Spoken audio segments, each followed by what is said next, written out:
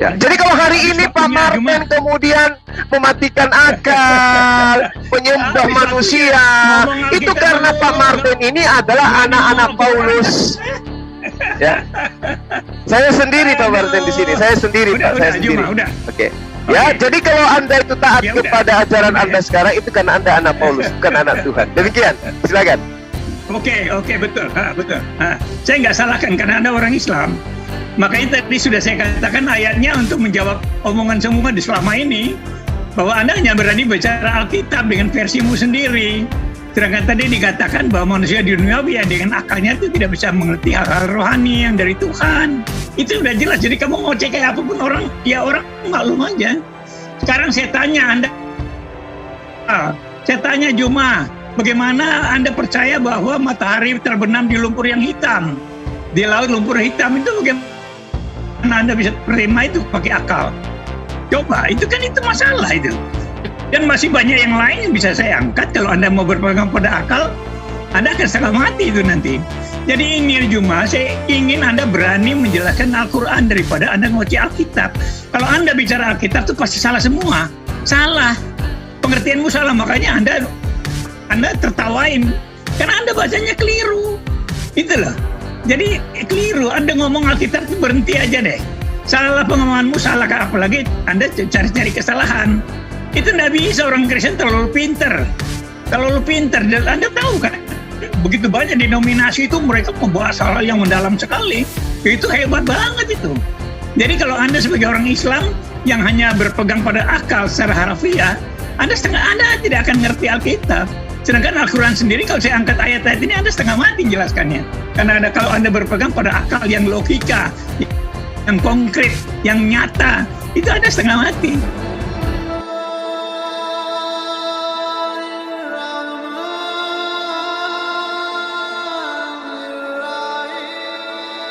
Kalau dikatakan Tuhan datang mengambil rupa manusia, ini konsep yang meninggalkan akal budi. Saya katakan seperti itu. Kenapa? Dalil demi dalil sudah ditorehkan. Tuhan itu cuma sendiri, Tuhan itu nggak bisa dibentuk, Tuhan itu tidak punya kelemahan, Tuhan itu tidak punya sisi ketidaksucian. Satu. Kedua, oknum yang kemudian dianggap sebagai penjelmaan pun mengakui dirinya bukan Tuhan. Aku datang bukan atas kehendakku sendiri, ajaranku bukan. Aduh, capek aku ngomong tentang itu. Intinya dia manusia, dia makhluk. Dia makhluk. Jadi mau sehebat apapun kemudian kita menarasikan, itu adalah konsep meninggalkan akal budi. Sementara kalau kita melihat teman-teman sekalian yang saya kasihi, di dalam kitabnya orang Yahudi, coba Anda buka kitab Anda sekarang. Amsal 18 nomor 2. Di sana ada kata kocil dalam bahasa Ibrani. Artinya apa tuh? Stupid, bodoh, atau bebal. Lalu di situ ada kata pengertian. Pengertian itu tabun dalam bahasa Ibrani, atau tabunah, artinya akal budi, atau pengertian, kepandaian, kecerdasan, kecakapan, dan seterusnya. Sehingga terjemahannya adalah orang bodoh tidak suka kepada akal budi, hanya suka membeberkan isi hatinya, atau imannya, atau apa yang ada di dalam keyakinannya. Yesus mengatakan, hidup kekal itu mengenal engkau satu-satunya. Masih juga nanti dirubah tuh. Menjadi Trinitas. Bukan lagi satu. Dan mengenal Yesus Kristus yang engkau utus. Kunci hidup kekal. Udah disebutkan.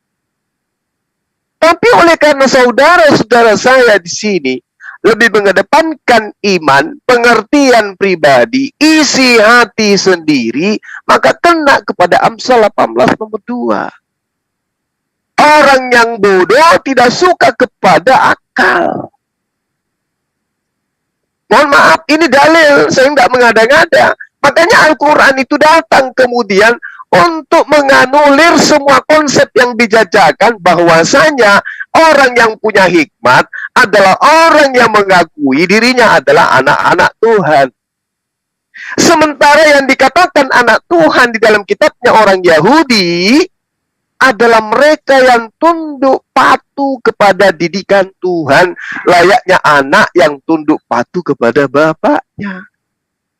Sehingga mereka kemudian disebut sebagai anak-anak Tuhan. Kenapa? Karena mereka adalah orang yang cinta dan kasih kepada didikan Tuhannya.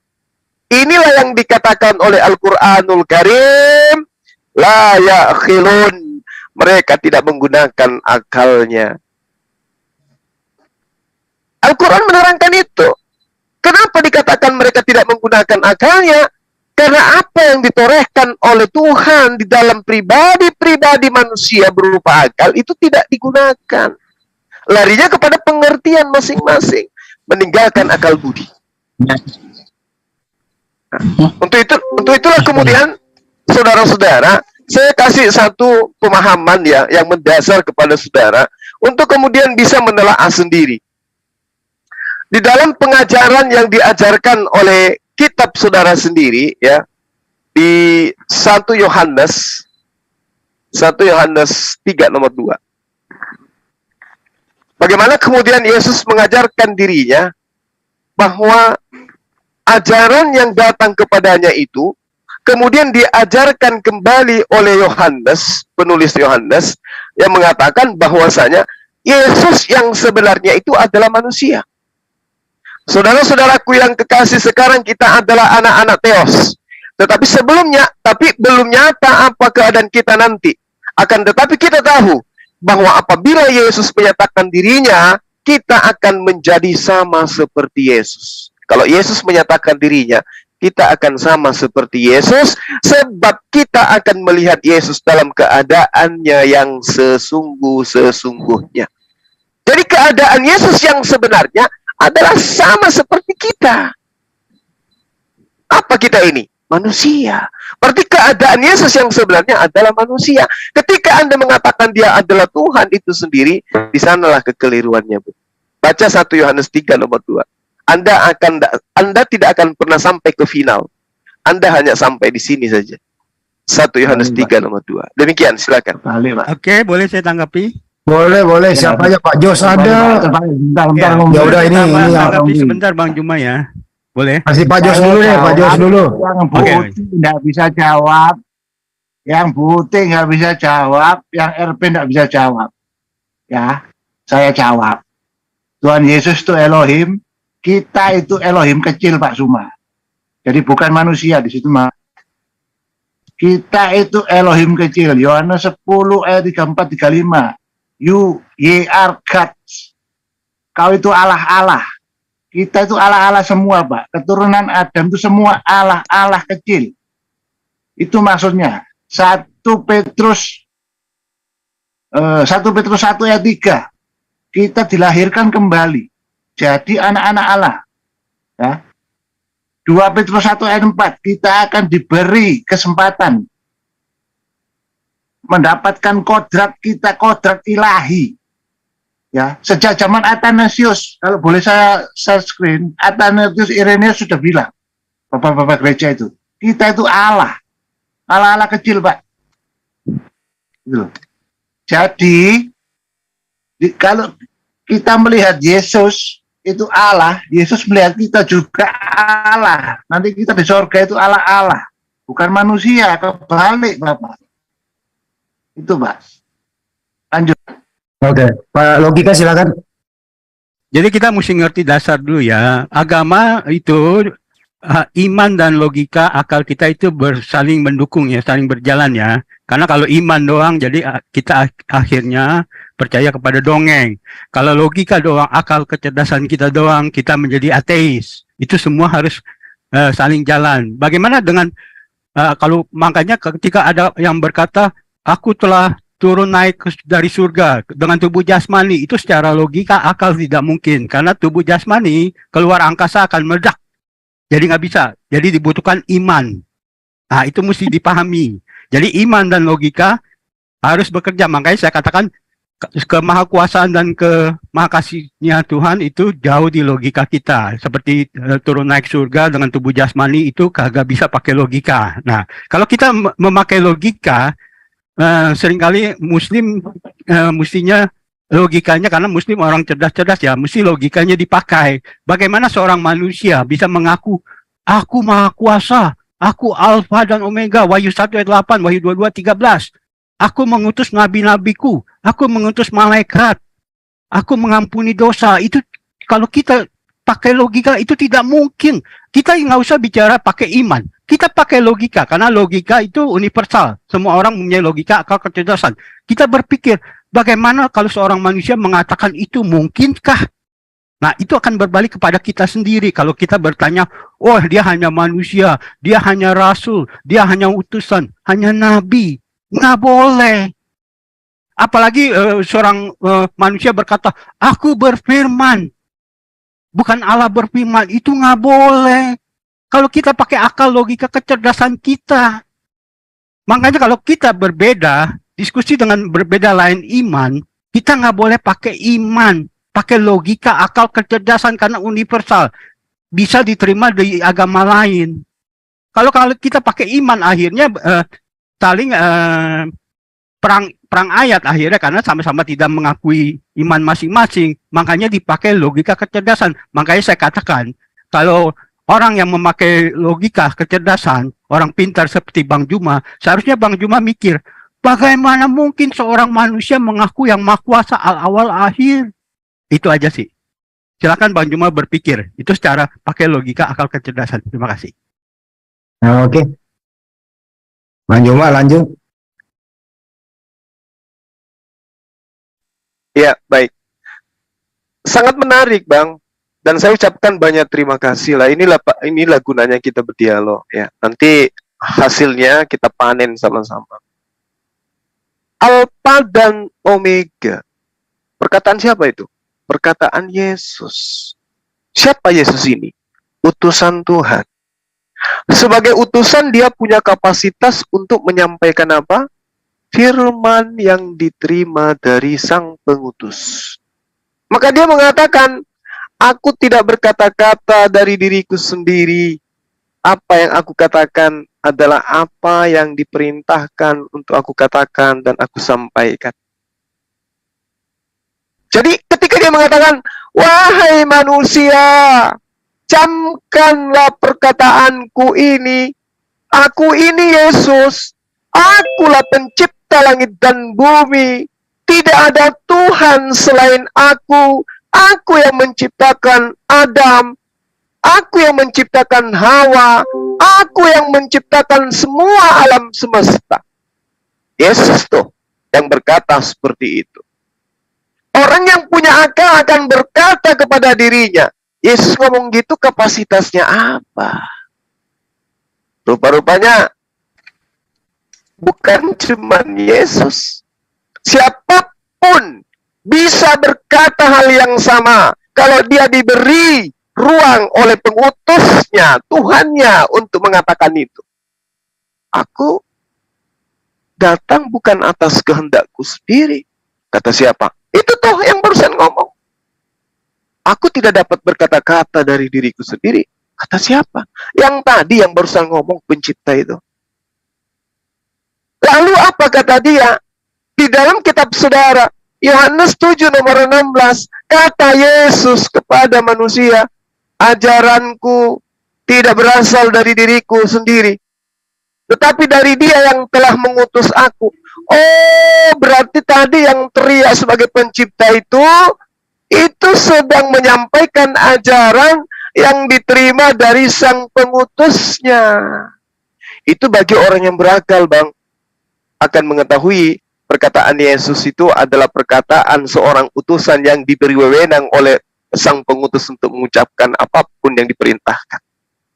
Yohanes 12 nomor 49, cukuplah bagi orang yang berakal untuk mengetahui, aku berkata-kata dari diriku sendiri. Aku tidak berkata-kata dari diriku sendiri.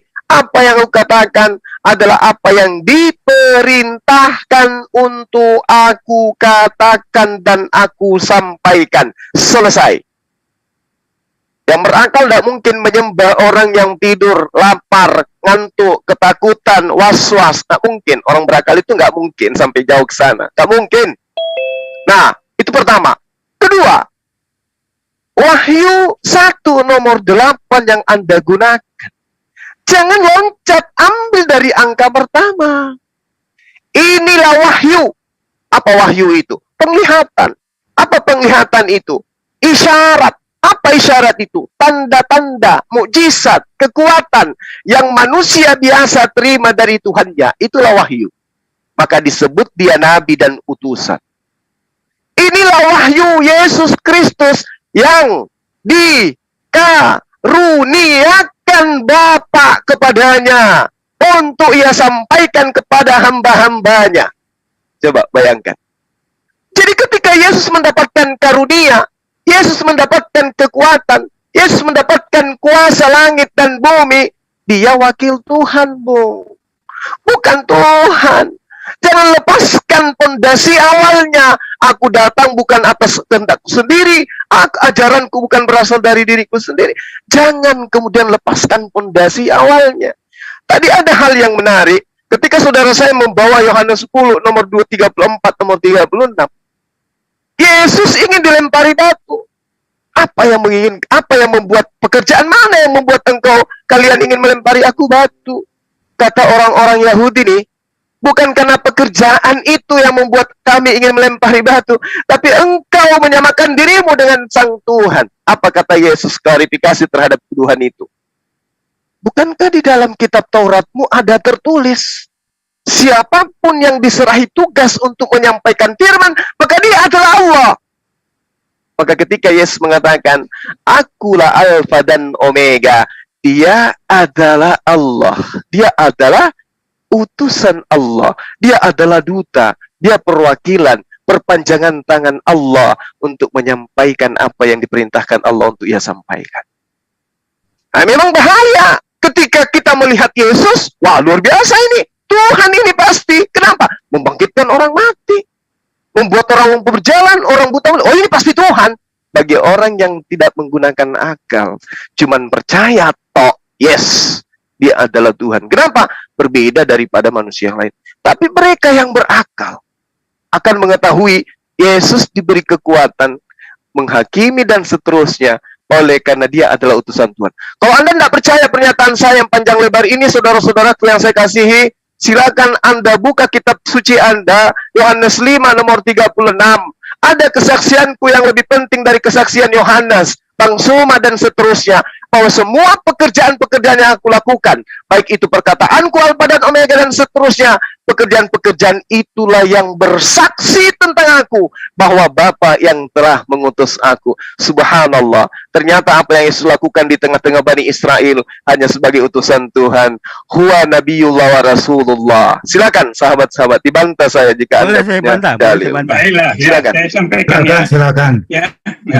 Saya sampaikan dulu satu ayat. Janganlah hendaknya kamu khawatir tentang apapun juga, tetapi nyatakanlah dalam segala hal keinginan kepada Allah dalam doa dan permohonan ucapan syukur. Damai sejahtera Allah yang melampaui segala akal. Ingat ini. Damai sejahtera Allah yang melampaui segala akal akan memelihara hati dan pikiranmu.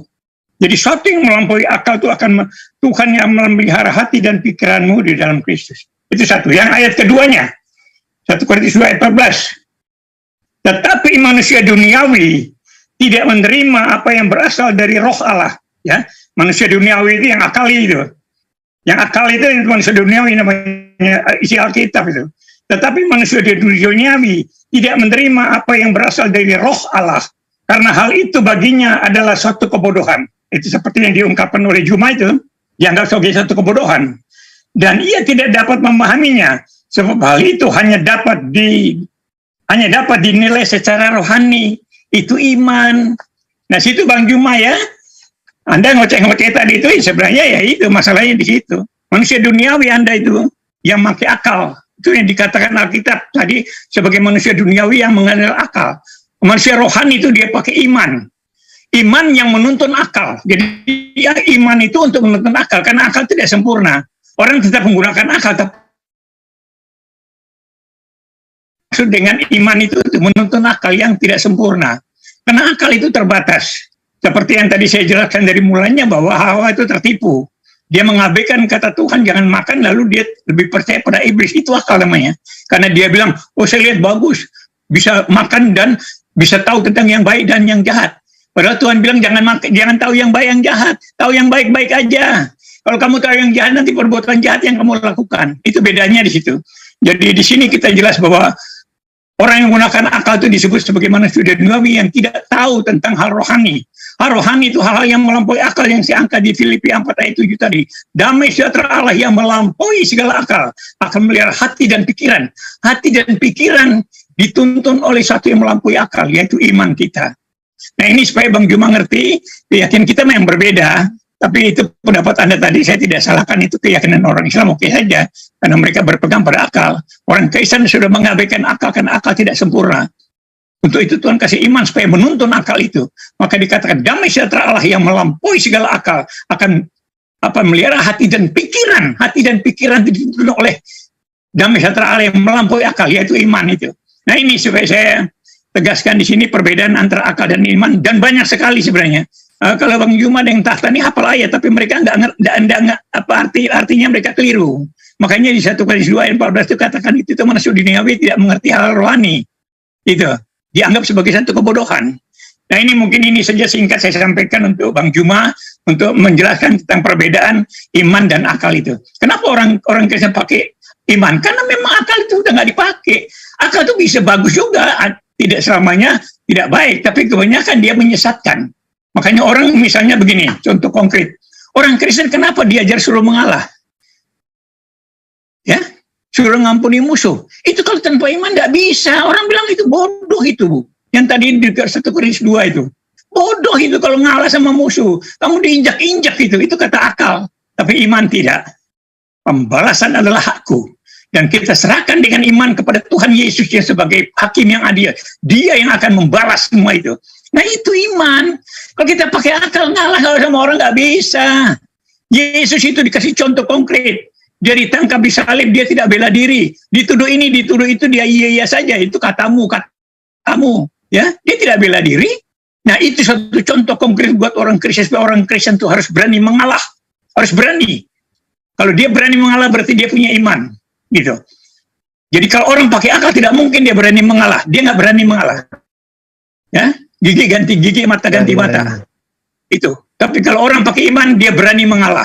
Dan ini saya harapkan orang Kristen harus pakai iman supaya berani melayani dunia yang jahat ini. Ya itu aja sementara. Terima kasih. Ya boleh saya sedikit saja. Oke. Boleh. Terus. Sebentar ya. Ini Yohanes 10 ayat 34-35 artinya Tuhan Yesus mengatakan pada orang-orang yang mau melempari dia batu, kalian itu Allah-Allah. Gitu loh. Orang-orang semua itu Allah-Allah gitu. Semua keturunan Adam itu Allah-Allah gitu. Nah, kalau kau itu orang Allah-Allah, sedangkan Alkitab tidak bisa dibatalkan, kenapa kok kamu ngomong sama aku ini yang datang langsung dari Allah, kamu katakan aku nggak benar gitu loh. Itu ya. Jadi itu artinya Yohanes 10 ayat 34-35. Terus saya mau kembali ke Yesaya 43 ayat 10. Itu tadi sebelum aku tidak ada Allah dibentuk, dan setelah aku tidak akan ada lagi Allah dibentuk. Jadi itu artinya Bapa membentuk anak Allah di masa kekekalan ya. Bapa membentuk anak Allah di masa kekekalan. Jadi dia itu monogenes theos, jadi satu-satunya anak tunggal Allah ya, anak tunggal Bapa ya, anak tunggal Elohim. Setelah anak Allah yang hidup itu tidak ada lagi. Jadi cuma ada satu saja. Nah, bedanya saya sama Pak Jody. Kalau Pak Jody menganggap itu manusia ciptaan unggul. Ya, kalau kita Trinitas itu menganggap itu adalah anak Allah, anak Elohim ya. Anak Elohim ya Elohim gitu loh. Ya, Elohim juga. Ya. Seperti Yohanes 5 ayat 26. Sebagaimana Bapa Bapa mempunyai hidup di dalam dirinya, maka diberikan juga hidup kepada anak di dalam dirinya. Ya. Jadi ada dua oknum hidup sudah jelas di sana. Dalam Yohanes 5 ayat 26. Gitu loh. Jadi itu artinya Yesaya 43 ayat 10 yang berarti itu yang dimaksud dengan yang awal dan yang akhir. Jadi yang awal yang dibentuk oleh Bapa dan yang akhir tidak ada lagi dibentuk. Ya cuma anak Allah yang hidup itu. Maka dialah itu yang awal dan yang akhir. Pengertiannya itu seperti itu. Oke. Terus begini sama Bapak Martinus ya. Mohon maaf Pak Martinus ya. Logos ya, logos. Firman Allah, logos itu asalnya dari apa? Dari reasonnya Bapak. Reasonnya Bapak, logiknya Bapak. Jadi semua ayat firman Tuhan, Pak, mohon maaf, Pak, harus logika. Orang Kristen harus logika. Nggak boleh imani saja, nggak boleh. Akal harus nomor satu. Ya sebab logos sendiri itu asal katanya dari logik. Logiknya siapa? Logiknya Bapak, Pak. Loh, nggak boleh. Jadi tetap harus nomor satu akal. Nah, akal kita itu dipakai kalau memang belum sampai, berarti Roh Kudus belum membimbing. Jadi belum bisa ketemu gitu. Tapi tetap harus memakai logik, Pak. Nggak boleh imani nggak boleh. Ya, itu aja. Silakan. Ya, jadi saya pendek aja ya. Ketika saya kalau dipakai akal atau kecerdasan logika kita, saya jadi bingung ya. Bagaimana seorang utusan boleh diberi kuasa untuk mengaku yang maha kuasa? Itu jadi suatu kebingungan yang tidak masuk akal ya. Karena seorang utusan selalu membawa nama yang mengutus. Ketika dia mengaku aku yang maha kuasa, itu nggak boleh. Seorang utusan, makanya nabi-nabi tidak pernah ada yang mengaku aku maha kuasa awal akhir kalau bukan Allah itu sendiri, karena gelar itu hanya buat Allah. Karena kalau dia melakukan itu artinya dia penghujatan kepada Allah karena menyamakan dirinya Allah. Jadi seorang utusan selalu membawa nama Allah, melakukan segala kuasa mujizat pakai nama Allah. Nah, utusan Yesus itu memakai namanya sendiri. Segala kuasa, mujizat dia lakukan pakai namanya sendiri. Makanya dia selalu berkata, aku berfirman. Aku berfirman. Itu otoritas Allah. Nggak bisa seorang utusan begitu. Kalau Allah memberikan seorang utusan kuasa, maha kuasa juga seperti Allah, artinya Allah menciptakan Allah yang maha kuasa juga. Kecuali Allah menciptakan Allah-Allah kecil itu bisa. Tapi kalau Yesus mengaku maha kuasa, berarti Allah memberikan kuasanya sebagai maha kuasa kepada Yesus juga maha kuasa. Artinya ada dua maha kuasa. Itu tidak mungkin secara logika kecerdasan kita, akal. Nggak bisa. Itu aja. Terima kasih. Oke. Silakan Bang Juma. Oke, Bang Handi, makasih Bang Handi. Al-Quran menerangkan begini. Dalam surah Al-Baqarah ayat 171. Bismillahirrahmanirrahim. Wa mathalul ladina kafaru kamathalil ladina yan'iku bima la yasma'u illa du'a wa nida. Summum bukmun umyum fahum la yaqilun. Yang pertama, saudara kita ada yang mengatakan akal nomor satu. Yang satu mengatakan akal nomor belakangan. Inilah yang diterangkan oleh Al-Quran. Lalu kemudian, saudara-saudara, termasuk Pak Martinali tadi, Bapak mengambil Filipi 4 nomor 7. Damai sejahtera Allah yang melampaui segala akal. Jadi gini loh Pak, kita itu supaya tidak tersesat, kita kudu belajar original teks. Supaya kita itu tidak dibingungkan oleh terjemahan. Hupereko dalam bahasa Yunani, itu artinya lebih utama, lebih mulia. Melampaui dibandingkan dengan makna yang sesungguhnya lebih mulia atau lebih utama, itu beda Pak. Jadi damai sejahteranya Tuhan, artinya keselamatan Tuhan, itu melampaui dalam arti kata lebih mulia daripada akal manusia. Memang benar, Pak. Keselamatan Allah itu lebih mulia daripada akal kita. Memang betul. Tetapi kemudian keselamatan Allah itu didapatkan dengan cara menggunakan akal. Jadi jangan kemudian Anda terpesona dengan terjemah. Sekali-kali Anda masuk ke original teksnya untuk belajar. Supaya kita bisa mendapatkan kebenaran hakiki. Hupereko itu adalah lebih mulia. Damai sejahtera Tuhan, atau di dalam bahasa Yunani disebutkan irede. Itu damai sejahtera, atau kedamaian. Atau perdamaian, atau keserasian, atau kesejahteraan, atau keselamatan. Theos lebih mulia daripada akal manusia. Betul. Jadi Anda keliru ketika kemudian mengatakan iman lebih dulu daripada akal. Anda salah. Anda nggak sampai kepada poin kebenarannya. Itu yang pertama. Kedua, saudara saya yang tadi yang mengambil kemudian data bahwasanya 1 Korintus 14 ya. Di situ dikatakan bahwasanya siapa yang berkata dengan bahasa roh tidak berkata-kata kepada manusia, tetapi kepada Allah. Sebab tidak ada seorang pun yang mengerti bahasanya. Oleh roh ia mengucapkan hal-hal yang rahasia. Saya katakan kepada saudara, terutama saudara saya Pak Martin. Gini, Pak. Yesus itu pernah berpesan gini.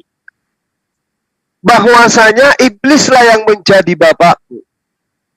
Dan kamu mau melakukan keinginan-keinginan bapakmu. Jadi kalau hari ini Bapak menganggap diri Bapak itu baik, itu karena Bapak mengikuti ajaran Bapak Paulus. Ajaran Tuhannya yang saya jabarkan tadi, akal adalah segala sesuatunya, akal adalah kunci didikan, kunci akal budi, kunci pemahaman, kunci pengertian, itu dibatalkan oleh Bapak Paulus. Lalu sekarang Anda gagah-gagahan mengikuti keinginan Bapak ini. Jadi ada dua Bapak.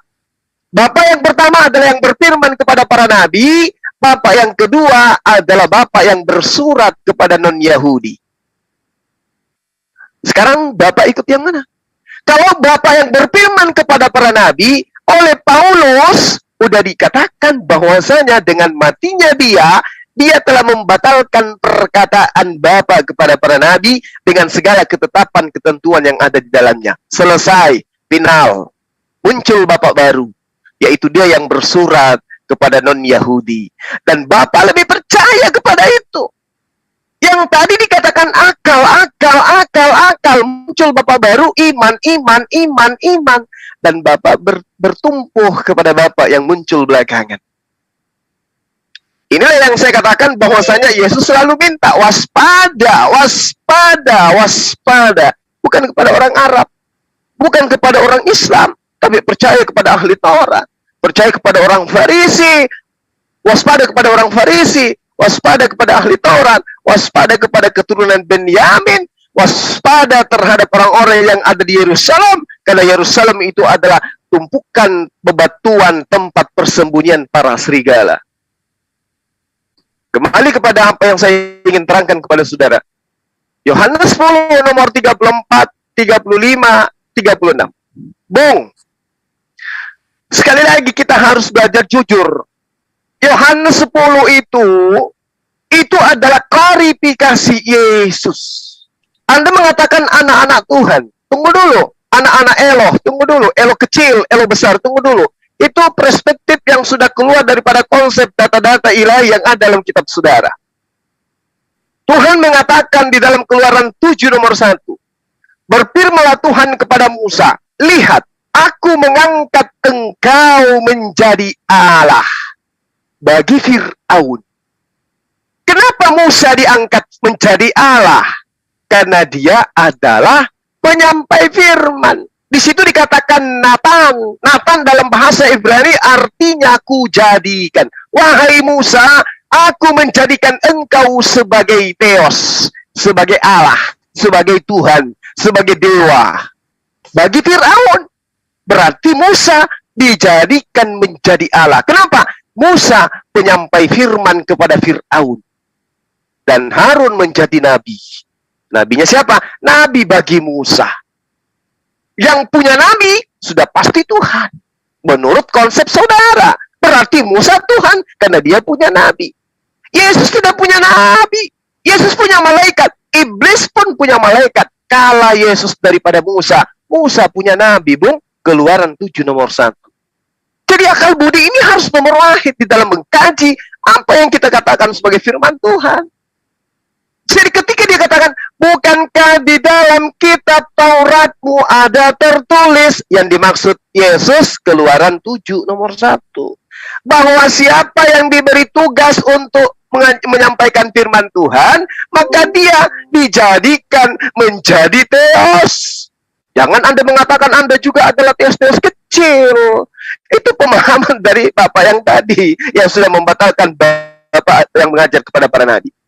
Kalau Bapak yang asli, Pak, itu mengajarkan mengasihi dirinya, kudu wajib mentaati dengan kasih setia kepada aturan-aturannya. Bapak yang baru justru membatalkan itu. Jadi ketika Yesus mengatakan, bukankah dalam kitab Tauratmu tertulis, siapapun yang diserahi tugas untuk menyampaikan firman Tuhan, maka dia dijadikan menjadi Tuhan, maka dia adalah Allah. Mengapa engkau masih mau melempari aku? Sementara ketetapan Tuhan tidak bisa dibatalkan. Berarti sah-sah saja kalau Yesus kemudian mengaku, akulah Theos, akulah Allah, tidak ada Allah selain aku. Kenapa? Karena Yesus pada saat itu sedang dijadikan menjadi Allah. Anda kurang yakin? Baca Kisah Para Rasul 2 nomor 22. Semua orang Israel harus tahu bahwa Yesus yang kau salibkan itu telah ditentukan oleh Tuhan untuk menjadi apa? Menjadi perantara yang dinyatakan kepadamu dengan kekuatan-kekuatan dan mujizat-mujizat dan tanda-tanda yang dilakukan oleh Allah dengan menggunakan perantaraan Yesus di tengah-tengah kamu seperti yang kamu tahu. Jadi orang Yahudi tahu, Pak. Jadi setinggi apapun levelnya Yesus, orang Yahudi tahu dia hanya perantara Tuhan untuk menyatakan mujizat di tengah-tengah Bani Israel. Tapi berbeda dengan ajaran Bapak yang bersurat kepada non-Yahudi. Nah ini Bapak harus cepat. Satu lagi, di dalam Kisah Para Rasul 2 nomor 30, itu juga harus Anda baca. Yohanes 3 nomor 20, maaf kebalik. Agar Tuhan mendatangkan kelegaan dan mengutus Yesus yang dari semula diuntukkan bagimu sebagai Kristus. Sebagai apa itu? Sebagai orang yang diurapin, bukan sebagai Tuhan. Demikian sementara, silakan dibantah. Ayo, siapa yang maju nih? Pak Lui Kawil, Pak Nyoman, Pak Martin, atau Pak Ya, saya bantah ya. Ya, Sorry ya Bang Juma. silakan.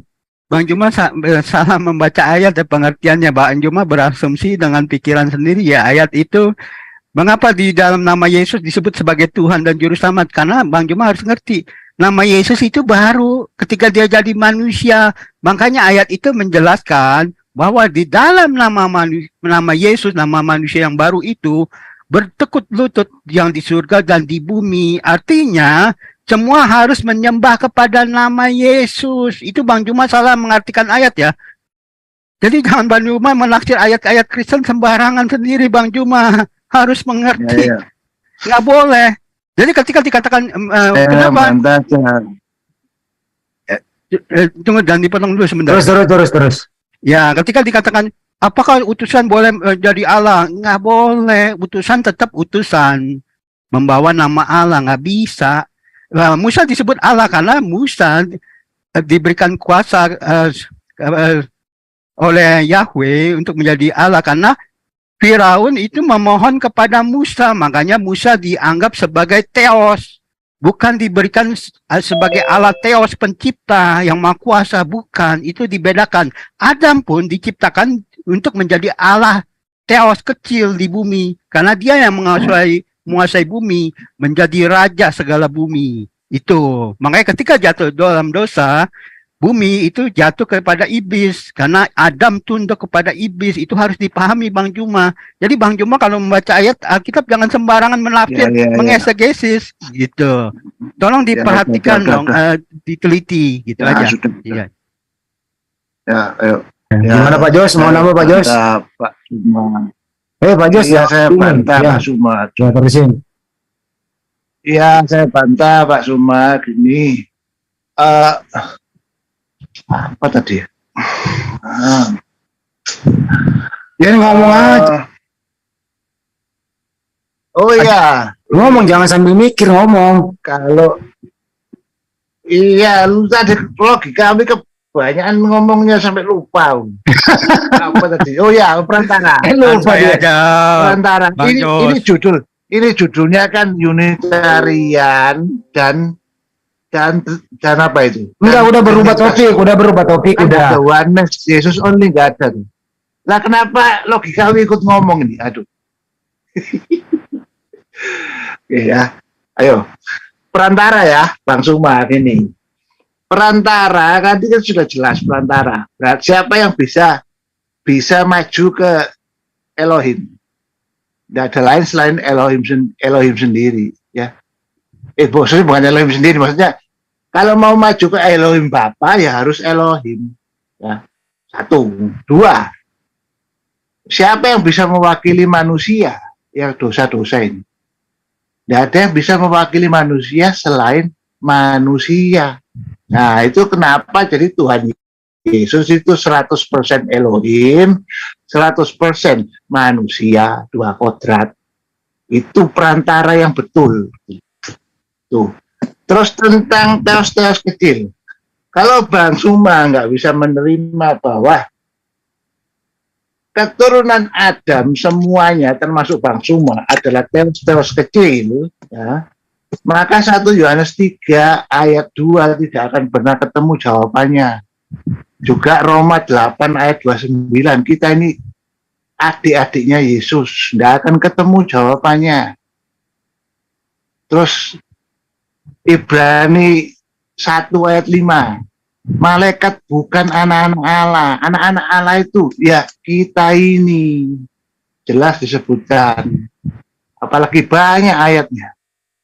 Selama belum bisa menerima, belum lagi kalau saya ngomong soal kitab Kejadian 6 ayat 1 sampai 7. Ayo. Anak-anak Allah mengambil putri yang cakep-cakep dari manusia. Itu ada pembedaan antara anak-anak Allah dengan anak-anak dengan putri cantik manusia itu. Ada golongan manusia, ada golongan anak-anak Allah, Pak. Kalau baca Kejadian. Nah, itu Pak Jos ngomong apa sih Pak Jos? Makanya Bang Suma saya angkat jempol, sudah bisa pemikiran ini sudah bisa sampai kritis ke 1 Yohanes 3 ayat 2. Ya kenapa Anda mendukung Bang Juma? Loh bukan, pemikirannya bagus. Oh kalau gitu. dia sudah bisa mempertanyakan 1 Yohanes 3 ayat 2. Itu bagus kalau dia sudah mempertanyakan itu. Dan saya nyatakan tidak ada jawabannya kalau belum percaya bahwa kita keturunan Adam semua ini adalah teos-teos kecil. Gitu loh. Jangan ketakutan, Bang Andi. Gini aja takut, horor ya. Iya, karena Pak mendukung Bang Juma, ntar diomelin loh. Ntar diomelin sama apa logika loh, mendukung Bang Juma. Bukan. Saya tidak mendukung. Saya mengatakan dia pemikirannya sudah bagus sekali kalau sampai mempertanyakan 1 Yohanes 3 ayat 2. Saya senang waktu dengar itu, tanya sama Putih sama Pak Erben, saya senang itu. Nggak ada yang bisa jawab selain saya. Lah buset. Maksud saya bukan saya toh. Emang dia jagonya Trinitas ini Bang Juma. Ya, Ini Pak Jos ya. ini Bang Juma ada dengkotnya Trinitas ini aslinya. Ya, nggak ada yang bisa ngerti Trinitas lebih dari saya. Tuh. Jadi kalau Bang Suma mau tanya apa silakan sekarang. Oke, standby Bang Juma Bisa lagi. TikTok. Oke. Bisa TikTok. Oke, silakan Bang Juma. Lanjut. Silakan. Tuh udah dengkotnya Oke. tuh. Jadi terima kasih banyak saudara-saudara bang saya ya. Ini konsep saya sebagai muslim ya. Kalaupun saya keliru menurut pandangan iman saudara, wajar. Saya Muslim. Jadi jangan Anda semua sakit hati. Tertawakan aja saya. Anda salah, Anda sesat, Anda keliru, Anda adalah penjahat. Tertawakan aja, Bang. Ini iman saya loh. Bukan saya memaksakan, ini pandangan saya. Beda pandangan itu bukan berarti kita harus saling musuh. Karena saya Muslim, antum semua bukan Muslim. Dalam hal ini teman-teman Kristen. Nah, sekarang Anda mengatakan gini, jangan pakai eksegesis, jangan pakai penafsiran, jangan tafsir sendiri. Saya katakan kepada saudara, justru karena saya pakai akal sesuai dengan pesan Bible, maka saya menjelaskan data yang ada. Bahkan saya coba untuk masuk kepada ranah original teksnya sebagai unsur utama di dalam terjemah yang melahirkan sebuah iman yang Anda pegang hari ini. Itu yang pertama. Jadi saya tidak mengeksegesis. Saya menjelaskan sesuai dengan data, menjelaskan data. Ayat, dalih, menjelaskan dalih. Itu poin. Nah, lalu kemudian saudara mengatakan, Yesus 100% Elohim dan juga 100% manusia. Ini pemahaman yang kemudian membuat otak manusia yang mau berpikir itu mendidih, Pak. Mendidih dia, kejang-kejang. Kecuali iman, kita hargai. Tapi kalau kita sampai ke akal budi, sesuai dengan amanat firman Tuhan dalam kitab saudara, kita tidak akan sampai kepada kebenaran, melainkan hanya sampai pada stasiun di mana otak kita ini akan merasap. Bagaimana mungkin kemudian manusia yang dilahirkan, yang dinetein ibunya pada dirinya ada 100% sisi keilahian? Bagaimana mungkin? Sedangkan logika sederhananya adalah jika Yesus 100% ilahi, di mana ilahi itu adalah Sang Bapa, berarti ketika kita balik kasusnya, Bapa memiliki sisi 100% kemanusiaan. Apakah itu betul? Konsep agama mana yang kemudian bisa kita curi konsepnya, yang mengatakan Hasem yang ada di langit, yang menciptakan alam semesta, yang ketika berfirman jadilah terang maka jadi terang, jadilah gelap maka jadi gelap, pada dirinya ada 100% sisi kemanusiaan. Agama mana yang kita harus tiru? Ajaran dari Nabi mana yang harus kita ambil untuk mendudukkan konsep itu selain konsili Chalcedon yang kemudian dijadikan sebagai dasar pijakan mendudukkan Yesus sebagai 100% manusia, 100% Tuhan. Saya katakan, ketika Anda mengambil konsep ini ada 200%, saya setuju. Apa 200% yang melekat pada diri Yesus itu? Adalah 100% Yesus itu adalah manusia dan 100% Yesus itu adalah bukan Tuhan. Itu baru benar. Tapi kalau 100% manusia, 100% Tuhan, itu konsep yang tidak digunakan, yang tidak didasari oleh akal tapi iman. Bagaimana mungkin kemudian Anda ingin mengatakan 1 kilo beras adalah 100% beras, sementara di dalam 100% beras itu terkandung sebagian daripada beras itu 2 liter pasir. Bagaimana mungkin kemudian Anda mengatakan Yesus 100% ilahi, sementara Yesus tidak dapat berbuat apa-apa dari dirinya sendiri? Kalau dia ilahi 100%, maka dia tidak akan mungkin memiliki sisi kemanusiaan. Karena sudah penuh 100% ilahi.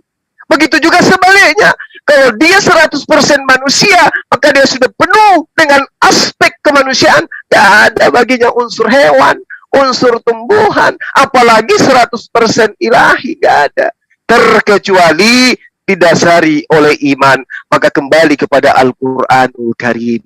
Wa mathalul ladina kafaru kamathalil ladina yaniku bima la yasma'u illa du'a wa nida summum bukmun umyum fahum la yaqil. Terakhir dari saya, Bang. Anda mengatakan diri Anda itu sebagai anak-anak Allah. Kalau dibilang anak-anak Allah, mustahil. Lam yalid wa lam yulad. Berarti anak-anak Allah yang Anda maksud itu adalah Amsal 10 nomor 7. Anak-anak sumpah serapah.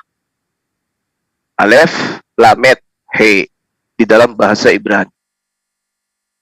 Amsal 3 nomor 1, nomor 2 yang disebut anak-anak Tuhan adalah mereka yang mendengarkan didikan, mendengarkan pengajaran, mendengarkan ketetapan, mengajarkan ketentuan, mengajarkan perintah-perintah Tuhan yang datang kepada Musa. Itu disebut anak-anak Theos. Anda disebut anak-anak Bapak, itu keliru. Yang benar, saudara-saudara saya yang ada di sini itu harus disebut sebagai anak-anak Paulus. Kok bisa kayak gitu, Bang Sema? Yes, kita lihat. 1 Korintus 11 nomor 1. Bahasa Yunaninya adalah ginomai, imetes katos kago Kristos. Jadilah teladani aku, sebagaimana aku juga Kristus. Itu original teks, Pak. Kalau diterjemahkan dengan bahasa yang jujur. Ginomai, memites klatos kago Kristus. Jadilah aku ini teladan, sebagaimana aku juga Kristus. Tetapi ketika kita melihat apa yang ada dalam terjemahan baru, jadilah pengikutku, sama seperti aku juga menjadi pengikut Kristus. No. Original teks tidak berbunyi seperti itu. Jadilah teladan sebagaimana jangan terlalu panjang dong. Ya, jadi kalau hari ini Pak Martin kemudian mematikan akal, menyembah manusia, itu karena Pak Martin ini adalah anak-anak Paulus. Ya, saya sendiri Pak Martin di sini, saya sendiri Pak, saya sendiri. Oke. Ya, jadi kalau Anda itu taat kepada ajaran Anda sekarang, itu karena Anda anak Paulus, bukan anak Tuhan. Demikian, silakan. Oke, betul. Betul. Saya nggak salahkan karena Anda orang Islam. Makanya tadi sudah saya katakan ayatnya untuk menjawab omongan semua di selama ini, bahwa Anda hanya berani bicara Alkitab dengan versimu sendiri. Sedangkan tadi dikatakan bahwa manusia di dunia ya dengan akalnya itu tidak bisa mengerti hal-hal rohani yang dari Tuhan. Itu sudah jelas. Jadi kamu mau cek kayak apapun orang maklum aja. Sekarang saya tanya Anda, Juma, bagaimana Anda percaya bahwa matahari terbenam di lumpur yang hitam? Di laut lumpur hitam itu bagaimana Anda bisa terima itu pakai akal? Coba, itu masalah itu. Dan masih banyak yang lain yang bisa saya angkat. Kalau Anda mau berpegang pada akal, Anda akan setengah mati itu nanti.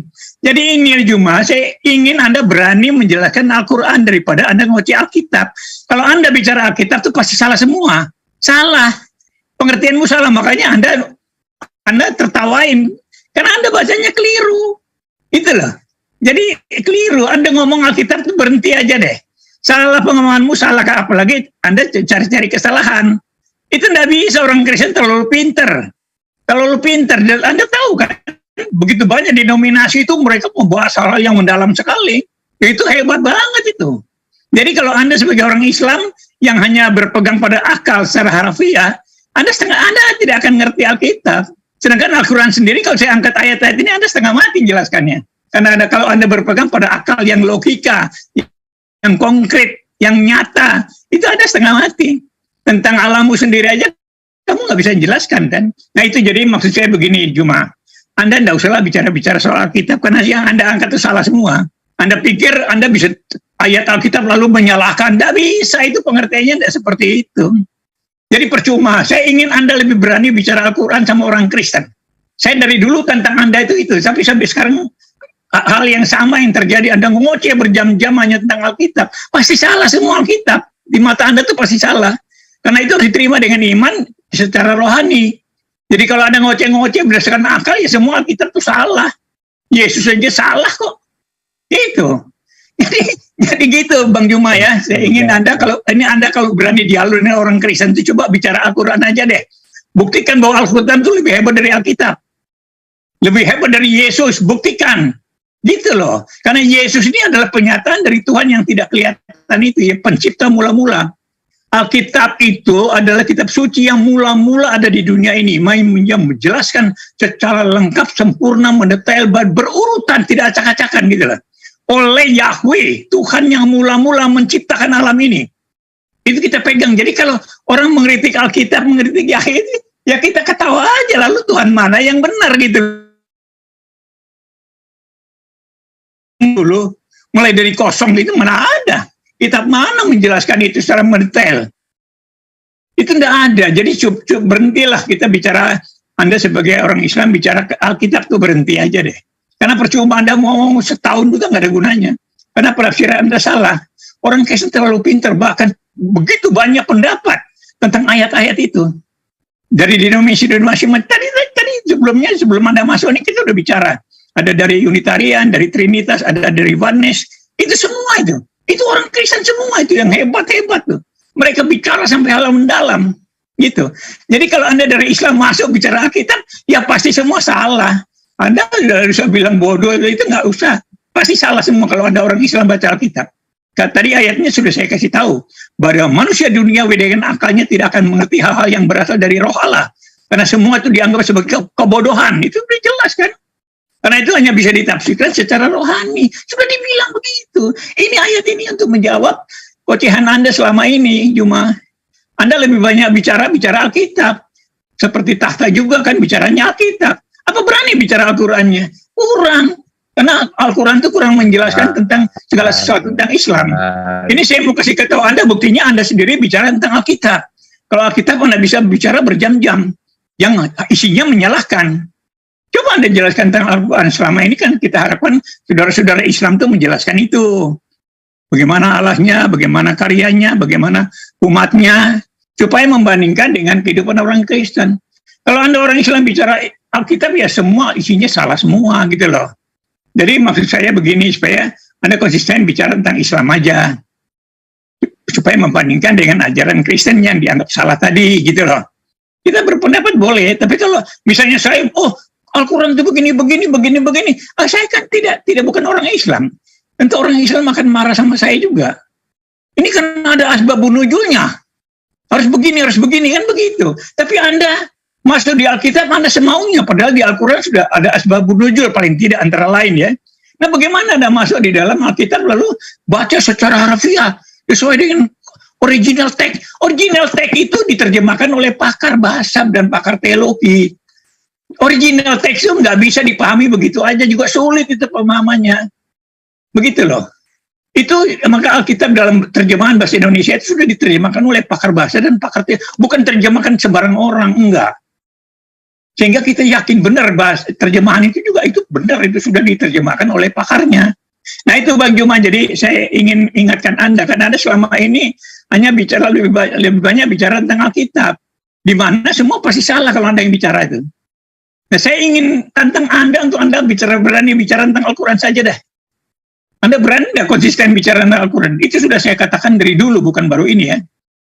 Lalu Anda memang beberapa waktu sebelumnya itu, Anda konsisten memang bicara tentang Al-Quran, dan itu akhirnya kita dialognya bagus. Nah sekarang Anda muncul dengan hal yang sama lagi. Kalau Anda bicara Alkitab, pasti Alkitab itu salah semua. Itu ada cuma. Jadi percuma Anda ngomong Alkitab itu.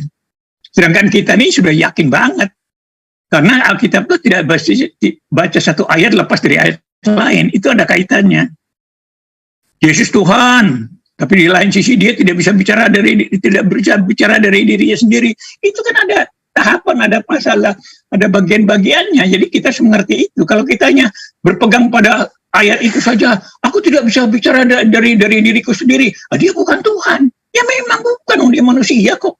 Disinilah makanya saya bilang, Bang Juma jangan bicara Alkitab lah, bicara Al-Quran aja. Supaya kita dialognya enak, saling memberi masukan. Orang Kristen tahu tentang Islam, orang Islam tahu tentang Kristen. Begitu. Jadi kita tidak masuk di agama orang lain gitu lah. Itu. Ya. Harapan saya itu seperti itu. Dulu Anda sudah bagus dengan ini, jangan Bang. Cukup Pak Martin, biar Bang Juma tanggapi dulu. Ya. Silakan. Saya dulu. Kita itu anak-anak Allah yang maha Mazmur 82 ayat 6. Jadi kita itu anak-anaknya Bapa juga. Jadi kita ini juga ala-ala kecil. Ayatnya itu ada semua ya.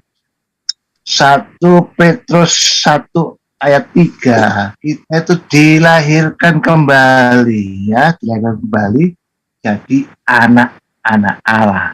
Anak-anak Allah ya Allah. Elohim, sorry, Allah terus. Elohim ya. Anak-anak Elohim ya Elohim. Sebelum orang memaklumi itu ya aja 1 Yohanes 3 ayat 2 dan lain-lain, Roma 8 ayat 29 nggak terjawab. Itu Bang Suma. Terus gini loh Bang Suma, hubungan dengan yang dikatakan Pak Martinus tadi. Kalau orang Islam menerjemahkan Alkitab itu kok boleh-boleh aja. Sedangkan kalau orang Kristen ya, misalnya ngomong soal Alkitab, kok kadang dikatai begini loh Pak. Nggak boleh gitu loh. Soalnya itu yang nafsir mesti ulama gitu atau gimana gitu. Saya lupa. Jadi itu khusus harus ada syaratnya menafsir. Nah, kan itu Al-Quran kan ada tafsirnya ya, ada tafsirannya gitu. Jadi kok kayaknya standar ganda ya. Kalau orang Islam boleh tafsir langsung Alkitab. Kalau kita di Alkitab nggak boleh, dilarang gitu. Dilarang sebab itu tugasnya ulama yang khusus gitu. Terus ada mazhab-mazhabnya gitu. Dari ulama khusus itu keluar mazhab-mazhab gitu. Itu gimana Pak? Jadi kan kita diskusi nggak bisa bebas Pak. Buat Kristen itu ada pagernya. Kalau buat Islam, buat orang Islam ngomong Alkitab nggak ada pagernya. Gimana? Mari silakan. Ya, boleh saya sedikit ya. Jadi saya setuju pendapat Pak Martin ya, Bang. Cuma memang tidak ngerti Alkitab sama sekali ya. Cuman berasumsi dengan pikiran kecerdasan dia. Ya, soal dia katanya, oh Paulus juga aslinya mengaku Kristus. Kristus itu artinya bukan sembarangan Bang Juma. Bang Juma sebagai pendebat udah puluhan tahun, top kawakan, orang cerdas. Tapi seenaknya aja menafsir. Nggak boleh. Kalau Paulus menyatakan dirinya juga Kristus, itu penghujatan. Karena Kristus artinya yang diurapi, yang diusap, juru selamat, Allah. Itu artinya, itu penghujatan. Dan Bang Juma juga, saya kurang paham ya. Bahkan Bang Juma sudah pendebat kawakan, itu kagak ngerti ajaran Yesus itu cuma 3 intinya. Paulus pun mengajarkan itu. Apa ajaran Yesus cuma 3? Yaitu minta orang percaya kepadanya supaya selamat. Ya. Kedua, baptislah. Kenapa disuruh baptis bukan sunat? Karena baptis itu artinya sunat hukum Taurat tidak lagi berlaku. Diganti dengan baptis perjanjian baru. Matius 26-28. Dengan darahnya dia membuat perjanjian baru. Baptis artinya pengakuan iman. Orang-orang Kristen, dia milik Kristus kepada para iblis, kepada para setan, kepada para malaikat. Makanya orang Kristen ketika dibaptis, metrai Roh Kudus turun, memetraikan orang itu milik Yesus selamanya dan namanya tercatat di surga. Nah, yang ketiga ajarannya apa? Melakukan hukum kasih, itu aja inti ajaran Yesus. Yesus tidak mengajarkan ritual-ritual agama yang gak guna dan menyusahkan. Semua ritual-ritual itu dari Yahudi, karena dasarnya agama Yahudi. Karena orang Kristen bukan beragama, tapi beriman. Itu Bang Juma harus paham, itu dasar teologi sekali loh. Dasar iman orang Kristen teologi sekali, makanya Bang Juma harus paham. Oke, terima kasih.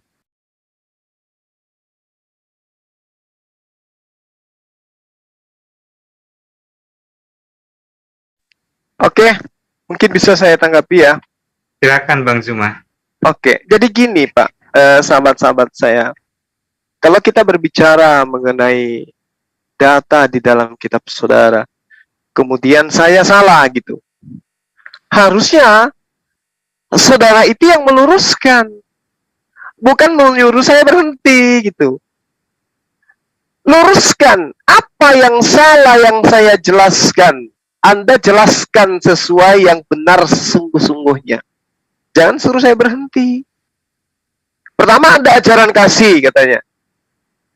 Kedua, Injil harus diberitakan katanya. Tapi ingat, ada perintah.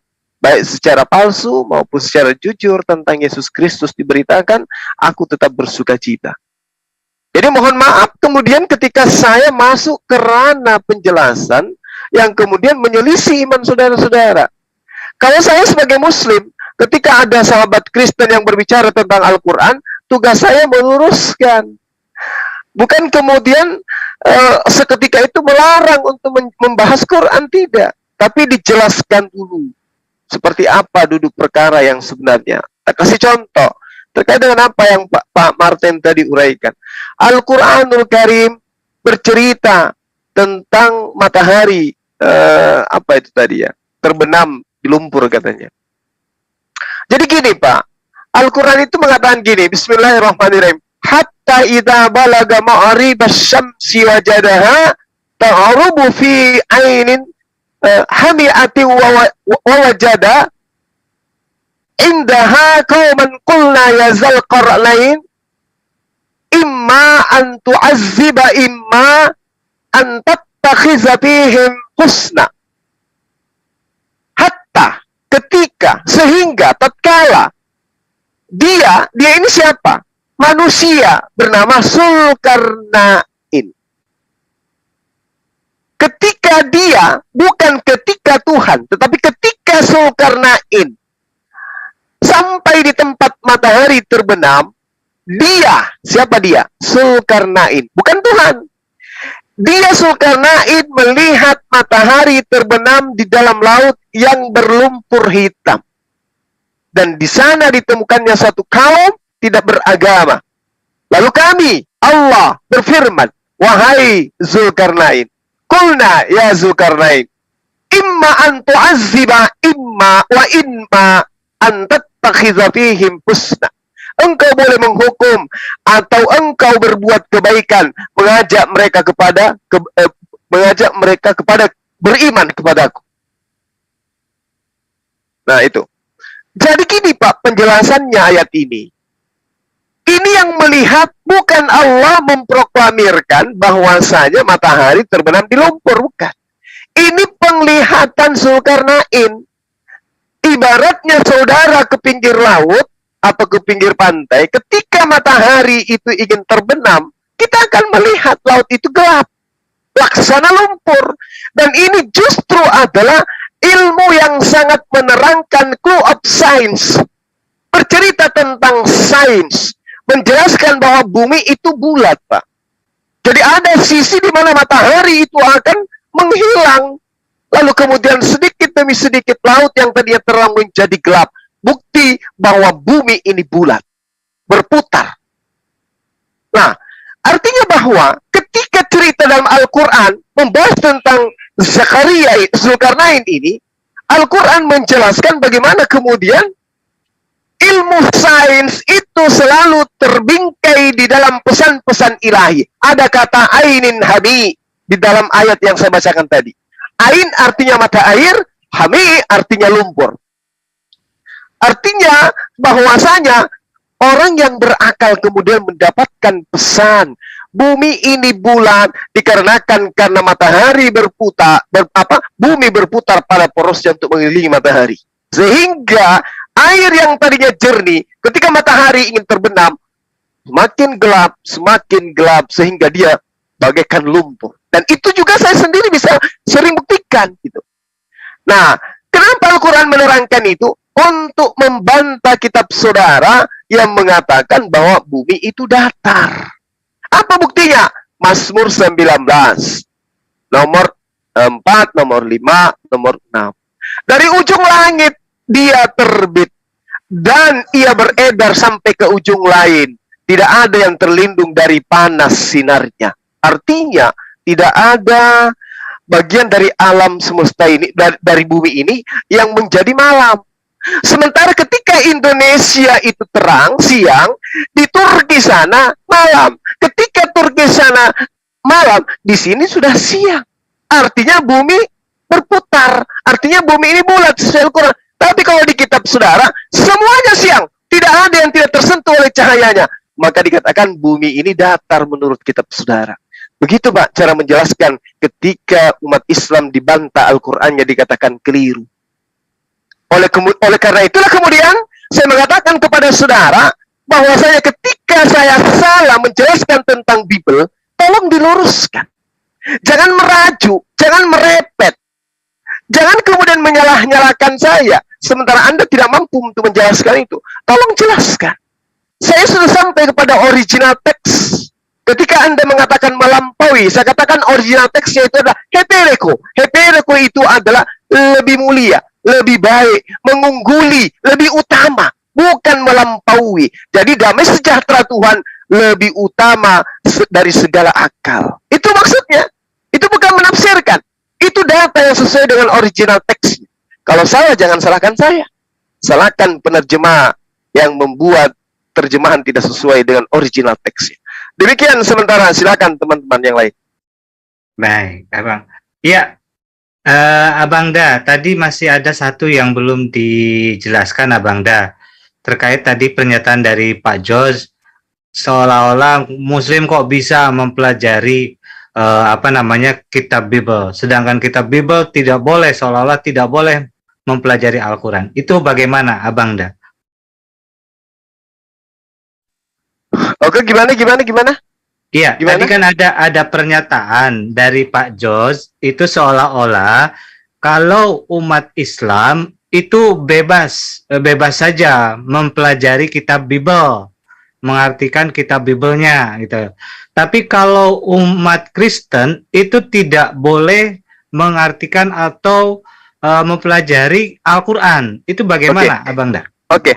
Jadi gini, ini seringkali saya katakan bahwasanya pembeda antara Kristen dan Islam itu sangat luar biasa besar perbedaannya. Umat Islam tidak pernah menganggap terjemahan itu adalah firman Tuhan. Jadi terjemahan Al-Quran itu bukan Al-Quran. Bahasa Indonesia yang melekat di dalam Al-Quran itu bukan kalam Allah. Itu bukan kalimat langit. Itu bukan perkataan pencipta langit dan bumi. Melainkan itu adalah upaya manusia untuk memaknai, mengerti, menafsirkan, mengetahui, menelaah apa yang ada di dalam original teks. Bukan firman Tuhan. Sedangkan teman-teman Kristen yang tertulis dengan menggunakan bahasa Indonesia itu adalah firman Tuhan. Padahal itu adalah bahasa manusia. Nah inilah ketika kemudian saudara ingin membahas Al-Quran, Anda hanya sampai kepada bahasa manusia. Apa itu?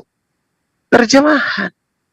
Anda tidak sampai kepada original teks. Sementara umat Islam mengerti original teks, ada nahwu saraf, ada ilmu balaga, ada i'rab, ada asbabul nuzul, dan seterusnya.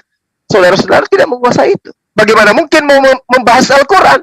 Anda boleh membaca terjemah, tapi tidak punya kapasitas untuk mengkritisi terjemahan. Kenapa? Terjemahan itu perkataan manusia, sedangkan yang dikatakan kalam Allah itu adalah Al-Qur'annya. Terjemahan Al-Quran bukan firman Tuhan. Tapi yang firman Tuhan itu adalah kalamnya, yang dalam menggunakan bahasa Arab. Nah, kalau kami umat Islam membahas kitab saudara, itu dikarenakan kitab saudara hanya bahasa Indonesia. Yang ada adalah tidak boleh dibaca bagi anak di bawah umur. Tapi kalau orang yang sudah bisa memahami dengan akal, apa yang salah di situ misalnya? Damai sejahtera Allah. Ngerti Bang Suma, ngerti. Oke. Ya, Ada gini. sabar bang. Ada narasumber Islam di sini yang bisa menggantikan saya barang 10 menit. Iya, Bang Andi. Kebetulan saya ada telepon dari luar. Dina Tahta mungkin. Iya, Ustadz Tata. Apa? Iya, mungkin sambil menunggu Bang Zuma Apa ada saya telepon. lanjutkan pertanyaannya ya. Kenapa? Iya. Kenapa? Itu Bang Zuma ada Saya ada telepon Bang Andi. Oh, ada telepon. Iya. Apa Pak? Nanti kan bisa dengarkan lagi kalau kembali. Oke, saya izin sejenak ya. Saya tetap di sini Ini kok. Saya Pak, cuma tapi angkat telepon. menurut Terima kasih ya. Iya, silakan Pak, silakan Bang Suma, silakan. Jadi gini, Pak Jos jangan terguncang, jadi Pak menurut Jos. Bang Suma kan Nah, justru saya timbul pertanyaan yang semakin menyakitkan ini. Dalam iya, Semakin menyakitkan. Ini Pak Jos lucu kadang-kadang. kalau menurut pendapatnya tadi, saya ada orang yang berbahasa Arab kan Al-Quran kan ya, maksudnya memecahkan kita diskusi ini. Pak Jos, Tapi dia berbahasa bergeser Arab. dulu deh Pak Jos, suaranya robot Pak Jos. Iya. Oh iya. Ah, Jadi gini, kalau dari pernyataan tadi, berarti kan kalau ada orang Kristen yang berbahasa Arab dan memang benar-benar mengerti bahasa Arab, boleh ya dia mengolah-ngolah Al-Quran ya. Oh, Christian Prince, from Christian. Jadi Ahmad Muslim itu kan berbahasa Arab semua. Boleh mereka ya. Asal mereka mengerti bahasa Arab aja boleh. Gimana? Kembali. iya. Mungkin sedikit ya sebelum nanti diinin ke sama Abang Zuma sama Ustadz Tahta ya. Ininya Ustadz Tahtanya belum memonitor. Untuk mengerti bahasa Al-Quran, memang ada beberapa dasar ilmu pengetahuan yang harus diketahui. Tidak hanya cukup berbahasa Arab saja, gitu loh. Tapi di sana ada perubahan-perubahan kata, seperti nausorobnya, fiil fa'ilnya, terus kata dasarnya apa, perubahan gimana, balagoh, mantek, bayan. Harus semua ada 15 cabang ilmu yang bisa menguasai, yang bisa kita dijadikan bisa untuk mempelajari apa dari kandungan Al-Quran atau isi ayat tersebut. Ada asbabun nuzul, ayat ini kenapa diturunkan di sini, sebabnya apa, terus asalnya dari mana, turunnya kapan. Jadi tidak bisa hanya bermodalkan berbahasa Arab saja bisa menggantikan atau mengartikan itu, gitu loh. Walaupun memang orang Kristen yang di Arab sana menggunakan bahasa Arab, belum tentu bisa mengartikan secara detail, secara benar apa itu kandungan isi dalam Al-Quran. Hanya berbahasa Arab. Seperti itu Pak Jos. Mungkin nanti ditambahkan sama guru kita. Oh, kebetulan ini ada Ustadz Abdi. Ini. Selamat malam Ustadz Abdi. Apakah monitor? Ustadz Tata masih ada tuh juga. Oh, Ustadz Tata masih ada ya? Ustadz Tata? Pada ketiduran kayaknya. Iya. Tapi Ya, Pak Jos, jangan terguncang Pak Jos. itu Pak Jos Tapan. wabarakatuh. Waalaikumsalam warahmatullahi wabarakatuh. Silakan Bro Vincent, ada yang mau disampaikan. Iya, silakan Kang Vincent. Setahu saya Pak, bahasa Al-Quran itu bahasa sastra tertingginya bahasa Arab. Dan nggak semua orang yang bisa bahasa Arab bisa tahu tentang Al-Quran.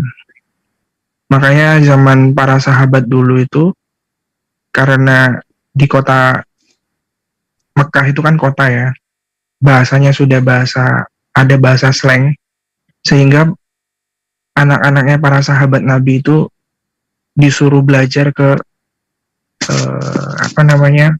Arab Badui, Arab pedalaman, karena bahasanya masih bahasa original, agar mereka mengetahui bahasa Al-Quran, karena bahasa yang sebaik-baiknya itu bahasa sastra yang tertinggi dia di bahasa Arab tuh. Jadi nggak semua orang bisa gitu Pak. Coba aja Bapak ambil sepenggal apalin gitu ya bahasa Al-Quran, kata-katanya, terus Bapak ngomong sama orang Arab, kalau nggak nyambung pasti nggak nyambung Pak. Itu aja sih.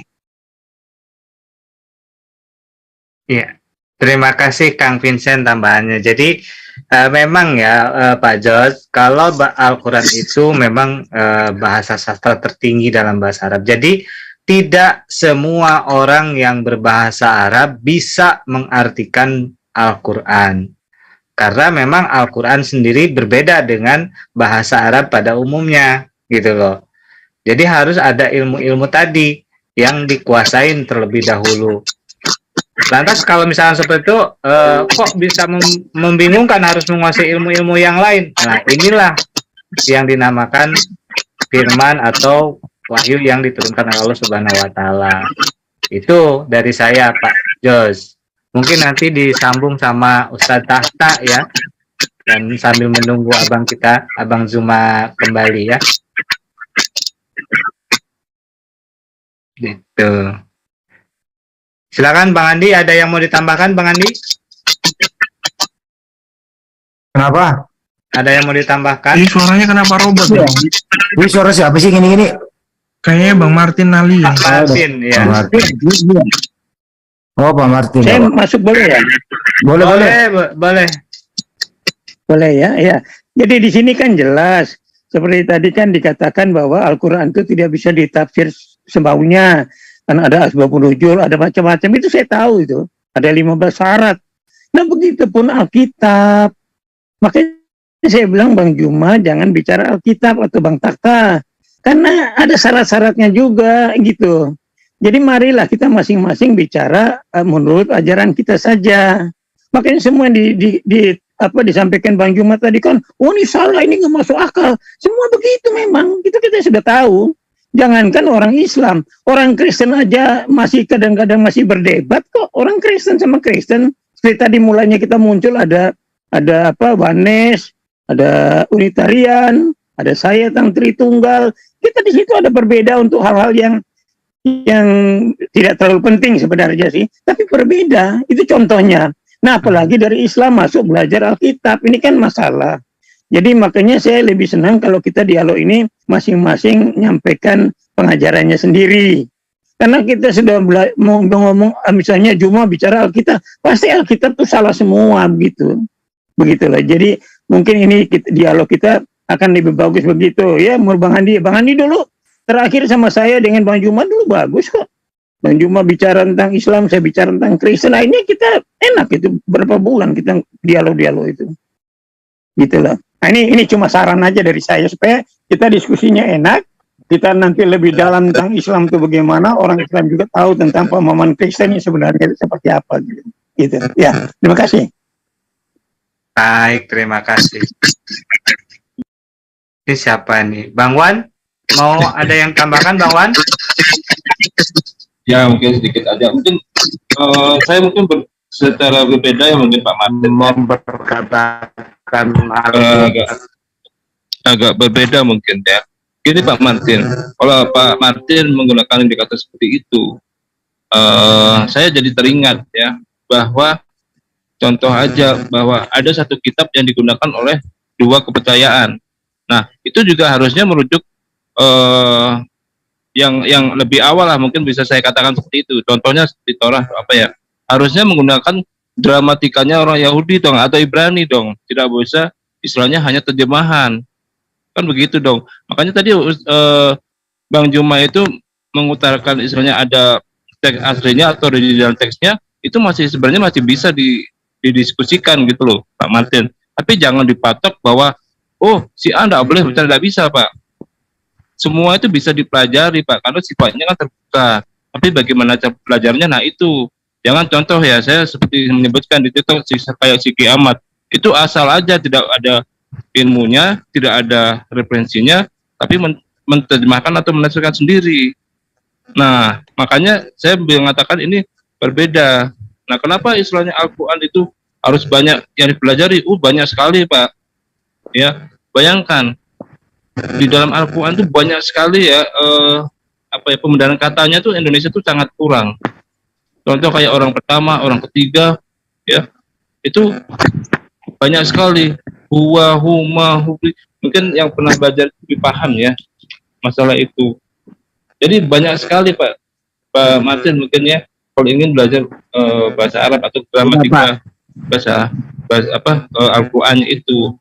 Nah kalau di Bible sendiri ya, karena sudah berbahasa Indonesia itu ada yang tidak perlu diartikan atau ditafsirkan itu sudah jelas, gitu loh. Nah kita kembali, saya teringat yaitu Dr. Bambang Nursena itu mengatakan bahwa satu kitab itu dipakai bersama, yaitu Yahudi dan Kristen. Nah itu bagaimana mungkin kalau kita menggunakan akal gitu loh? Masa satu kitab dipakai berdua?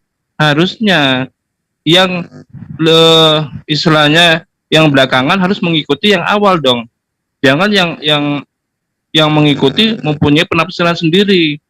Nah, makanya tadi saya katakan seharusnya yang mengikuti itu menggunakan gramatika yang sudah dipelajari oleh mereka yang awal.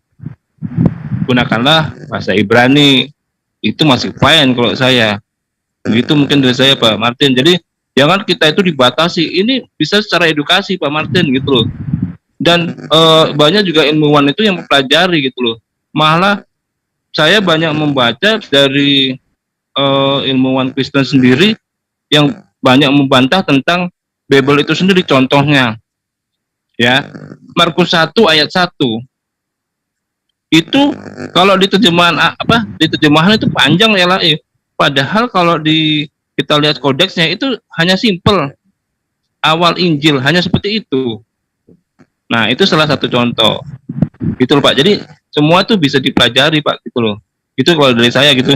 Monggo yang lain dilanjut. Kalau dipikir-pikir Pak, enakan dagang saya Pak. Daripada diskusi agama Pak. Aduh, Kang Vincent ini bisa aja celetukannya ini. Saya putus tadi, Pak. Kalau saya sih mendingan dagang, Ya, saya putus tadi.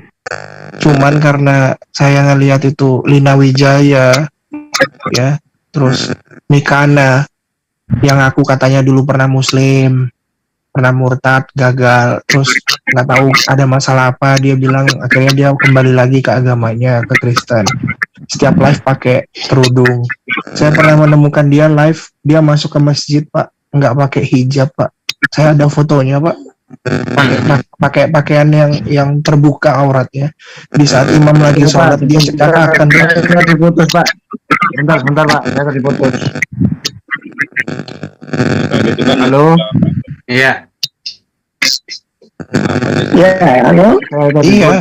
Ya, jadi ya, saya sebagai mualaf Pak, terutama ya saya mau meluruskan apa yang dia injili itu.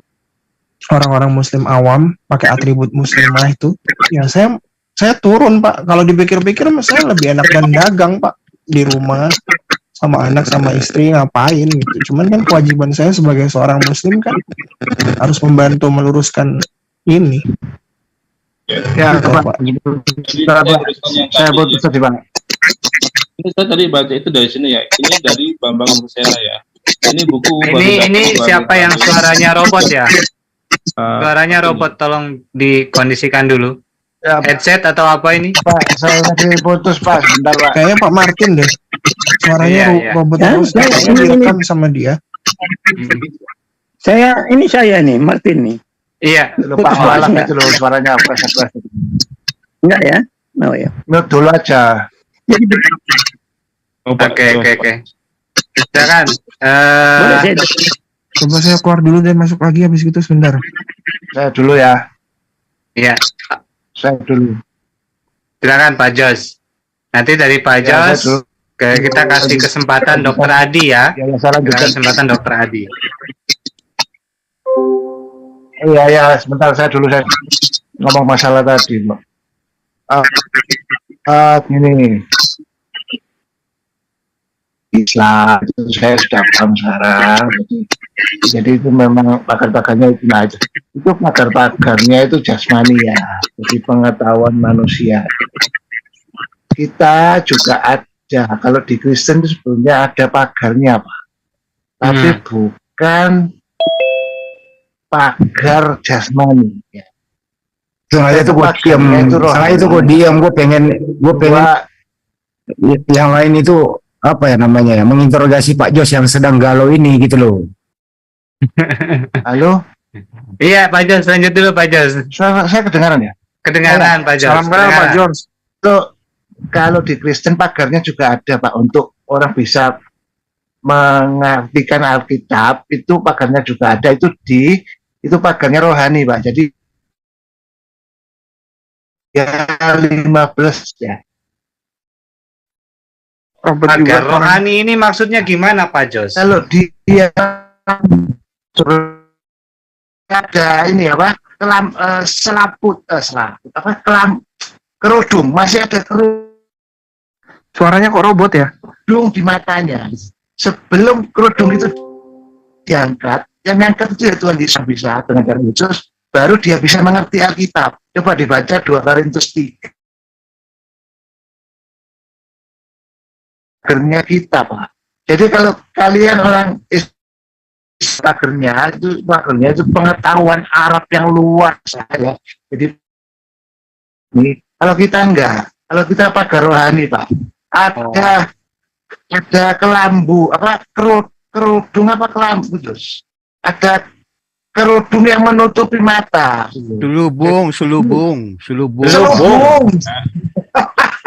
Ya, ada selubung yang menutupi mata. Jadi hukum-hukumnya itu, hukum Musa itu kalau dibaca selubung yang di mata ini belum di mata hati maksudnya, belum dicabut, nggak bisa ngerti ya kitab itu gimana gitu. Nah, itu yang orang Ya artinya kan itu harus diilhami Roh Kudus itu untuk memahami itu kan begitu. Kalau itu lebih tinggi lagi Pak Sur. Nah, kalau begitu repot Pak memahami Bible tapi harus diilhami Roh Kudus ini. Ya, gampang Pak George, gampang sebenarnya Pak. Jadi kalau Bapak itu kesusahan memahami Bible Pak, kayak saya Pak, log out Pak dari agama itu tersebut dan login ke Muslim Pak. Passwordnya asyhadu alla ilaha illallah wa asyhadu anna abduhu wa rasuluh. Insyaallah Bapak saya nanti bisa bikin Anda kembali lagi jadi Kristen, bisa saya. Wah, gimana Pak? Coba Pak. Coba Pak. Ayo injili saya Pak. Saya bisa. Siapa tahu saya balik Pak. Ketahui dari Kristen. Injili saya Pak. Oh, Kenapa, bisa. Pak? Bisa. Iya, ayo. Boleh saya jelasin bisa. penjelasan Bang Jos? Boleh saya jelasin? Ya. Oke, saya jelasin ya. Kita itu manusia. Tentang apa, Umi? Ya, Tentang saya apa? ngomong sebentar, Bang Jos. Bang Jos sebentar. Oh, silakan. Ya, saya ngomong sebentar ya. Bang Jos, kita itu manusia, di dalam hidup kita dipengaruhi oleh 3 kitab. Ya, itu kita harus paham di dalam hidup kita, yaitu 3 kitab, yaitu 1 kitab suci ya, kitab agama. Nah, itu. Kedua, kitab sihir. Ketiga, kitab ilmu pengetahuan. Nah, kitab suci kalau di Kristen itu disebut kitab roh karena ada kuasa roh, dari kuasa Roh Kudus, Roh Tuhan itu di Kristen. Makanya orang Kristen kalau membaca Alkitab harus minta pimpinan Roh Kudus, hikmat Roh Kudus, tidak bisa membaca dengan kecerdasan. Tepat seperti Bang Jos, ada selubung yang menutupi kalau dia tidak memakai kuasa hikmat Roh Kudus. Kedua, kitab sihir juga disebut kitab roh karena ada kuasa roh dari si jahat, setan. Misalnya kitab black magic, guna-guna, pelet, itu disebut juga kitab roh karena ada kuasa roh. Nah, yang ketiga, kitab biasa karena diilhami, semua kitab itu semua diilhami oleh, yang pertama kitab suci oleh Tuhan, kedua oleh iblis, roh jahat, ketiga diilhami kitab manusia, diilhami oleh manusia itu sendiri, disebut kitab jasmani karena manusia makhluk jasmani tidak punya kuasa roh. Nah, seperti ilmu pengetahuan, matematika, dan ateis itu di situ, di kasta yang ketiga, itu kita mesti pahami, gitu. Jadi kita dalam hidup kita sebagai manusia dipengaruhi 3 kitab, gitu. Oke, terima kasih Pak Logika, Pak Jos. Ini ada Dokter Adi nih sebelum Gurunda kita kembali 10 menit tadi. Silakan Dokter Adi, mau ada yang disampaikan? Dokter Adi, silakan. Baik. Selamat malam. Jelas suara saya kan? Jelas dokter, silakan. Baik. Jadi ketika pertama kali saya masuk, Pak Juma tampilkan ayat firman Tuhan, langsung saya balas di chat itu. Jadi seharusnya beliau dengar itu. Tapi sebelum itu saya tidak akan komen. Tapi gini, tadi kan kalau belajar Quran ada trik-trik, ada rahasia. Dan belajar firman Tuhan Bible, rahasianya juga ada. Karena firman Tuhan itu, Bible itu berisi firman Tuhan yang ditulis oleh para nabi atas penglihatan dan perumpamaan. Penglihatan diberikan untuk menulis firman dalam sebuah kitab. Perumpamaan diberikan untuk merahasiakan atau menyembunyikan makna yang sesungguhnya dari firman itu. Jadi kalau tadi bicara dengan Roh Kudus apa semua, iya benar, tetapi tidak akan nyambung dengan non-Kristen. Tetapi perumpamaan yang dimaksud di situ merahasiakan. Matius 13 ayat 10, kenapa engkau mengatakan dalam bentuk perumpamaan? Matius 13:11, karena untuk merahasiakan tentang kerajaan sorga. Supaya apa? Supaya iblis dan orang banyak tidak bisa mengerti. Jadi yang bisa mengerti Bible hanyalah orang yang mengerti perumpamaan. Perumpamaan diberikan oleh Yesus untuk merahasiakan makna yang sesungguhnya. Memang ada kalanya Yesus mengatakan tanpa perumpamaan. Di Markus 4 ayat 33-34, khusus untuk murid-murid, Yesus menerangkan secara tersendiri tanpa perumpamaan. Tetapi untuk orang banyak, Yesus mengatakan perumpamaan supaya mereka tidak bisa mengerti. Nah, itu kata kuncinya Pak di perumpamaan tadi itu. Jadi terus saya harus apa dulu karena saya sudah terlanjur dengar ayat-ayat yang disampaikan oleh Pak Juma di Yohanes 5:36 bahwa kesaksian Yesus lebih penting daripada kesaksian Yohanes. Kesaksian Yohanes adalah Matius 21 ayat 32 memberitakan jalan kebenaran. Sementara kesaksian Yesus adalah mengaku bahwa Yesuslah jalan yang diberitakan oleh Yohanes. Ya, jadi Yohanes 14 ayat 6, Yesus berkata, akulah jalan dan kebenaran dan hidup. Sementara Yohanes hanya memberitakan jalan kebenaran. Lalu tentang Yohanes 8 ayat 48, iblislah yang jadi bapamu. Jadi ada kata bapa di sana, 1 Korintus 4:15, akulah bapamu dalam mengajar. Itu disamakan, padahal konteksnya beda. Yesus mengatakan di Matius 16 ayat 6-12, hati-hati kepada ragi orang Farisi dan Yahudi dan Saduki. Artinya ajaran Saduki sama ajaran Farisi itu adalah ajaran iblis. Bukti, Saulus dulu menerima ajaran Farisi. Apa yang dilakukan Saulus? Membunuh dan menganiaya. Tetapi setelah Saulus bertobat, maka Saulus berkata, sampah ajaran Farisi itu. Jadi makanya Yesus berkata, iblis bapamu kepada orang Yahudi. Karena orang Yahudi itu menerima ajaran Farisi dan ajaran Saduki yang adalah ajaran Farisi. Bukti nyata adalah Saulus. Saulus menerima ajaran Gamaliel, ajaran Farisi. Yesus berkata, iblis bapamu kepada orang itu. Bukti, Saulus menganiaya dan membunuh pengikut Yesus karena ajaran dia diterima dari Farisi. Tetapi ketika bertobat, maka Saulus mengaku sendiri bahwa iblislah jadi bapamu. Lalu kemudian 1 Korintus 11 ayat 1, jadi ikut teladanku sebagai aku pengikut Yesus. Paulus mengaku bahwa dia pengikut Yesus. Bahkan Tuhan berbicara kepada Ananias bahwa Saulus itu adalah alat pilihan bagi Yesus untuk memberitakan nama Yesus. Jadi bukan cuma pengakuan Paulus, tetapi pengakuan Ananias murid Tuhan bahwa firman Tuhan datang kepada Ananias melalui penglihatan. Jadi Tuhan yang berbicara kepada Ananias bahwa Saulus itu alat pilihan baginya. Tuhan juga berbicara kepada Barnabas. Tuhan juga bicara kepada Petrus tentang Saulus.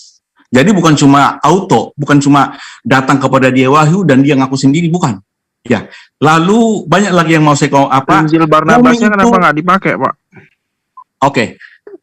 Injil Barnabas itu gini, yang masuk kanon itu ada beberapa kriteria. Salah satu adalah semua murid itu menerima penglihatan, menulis.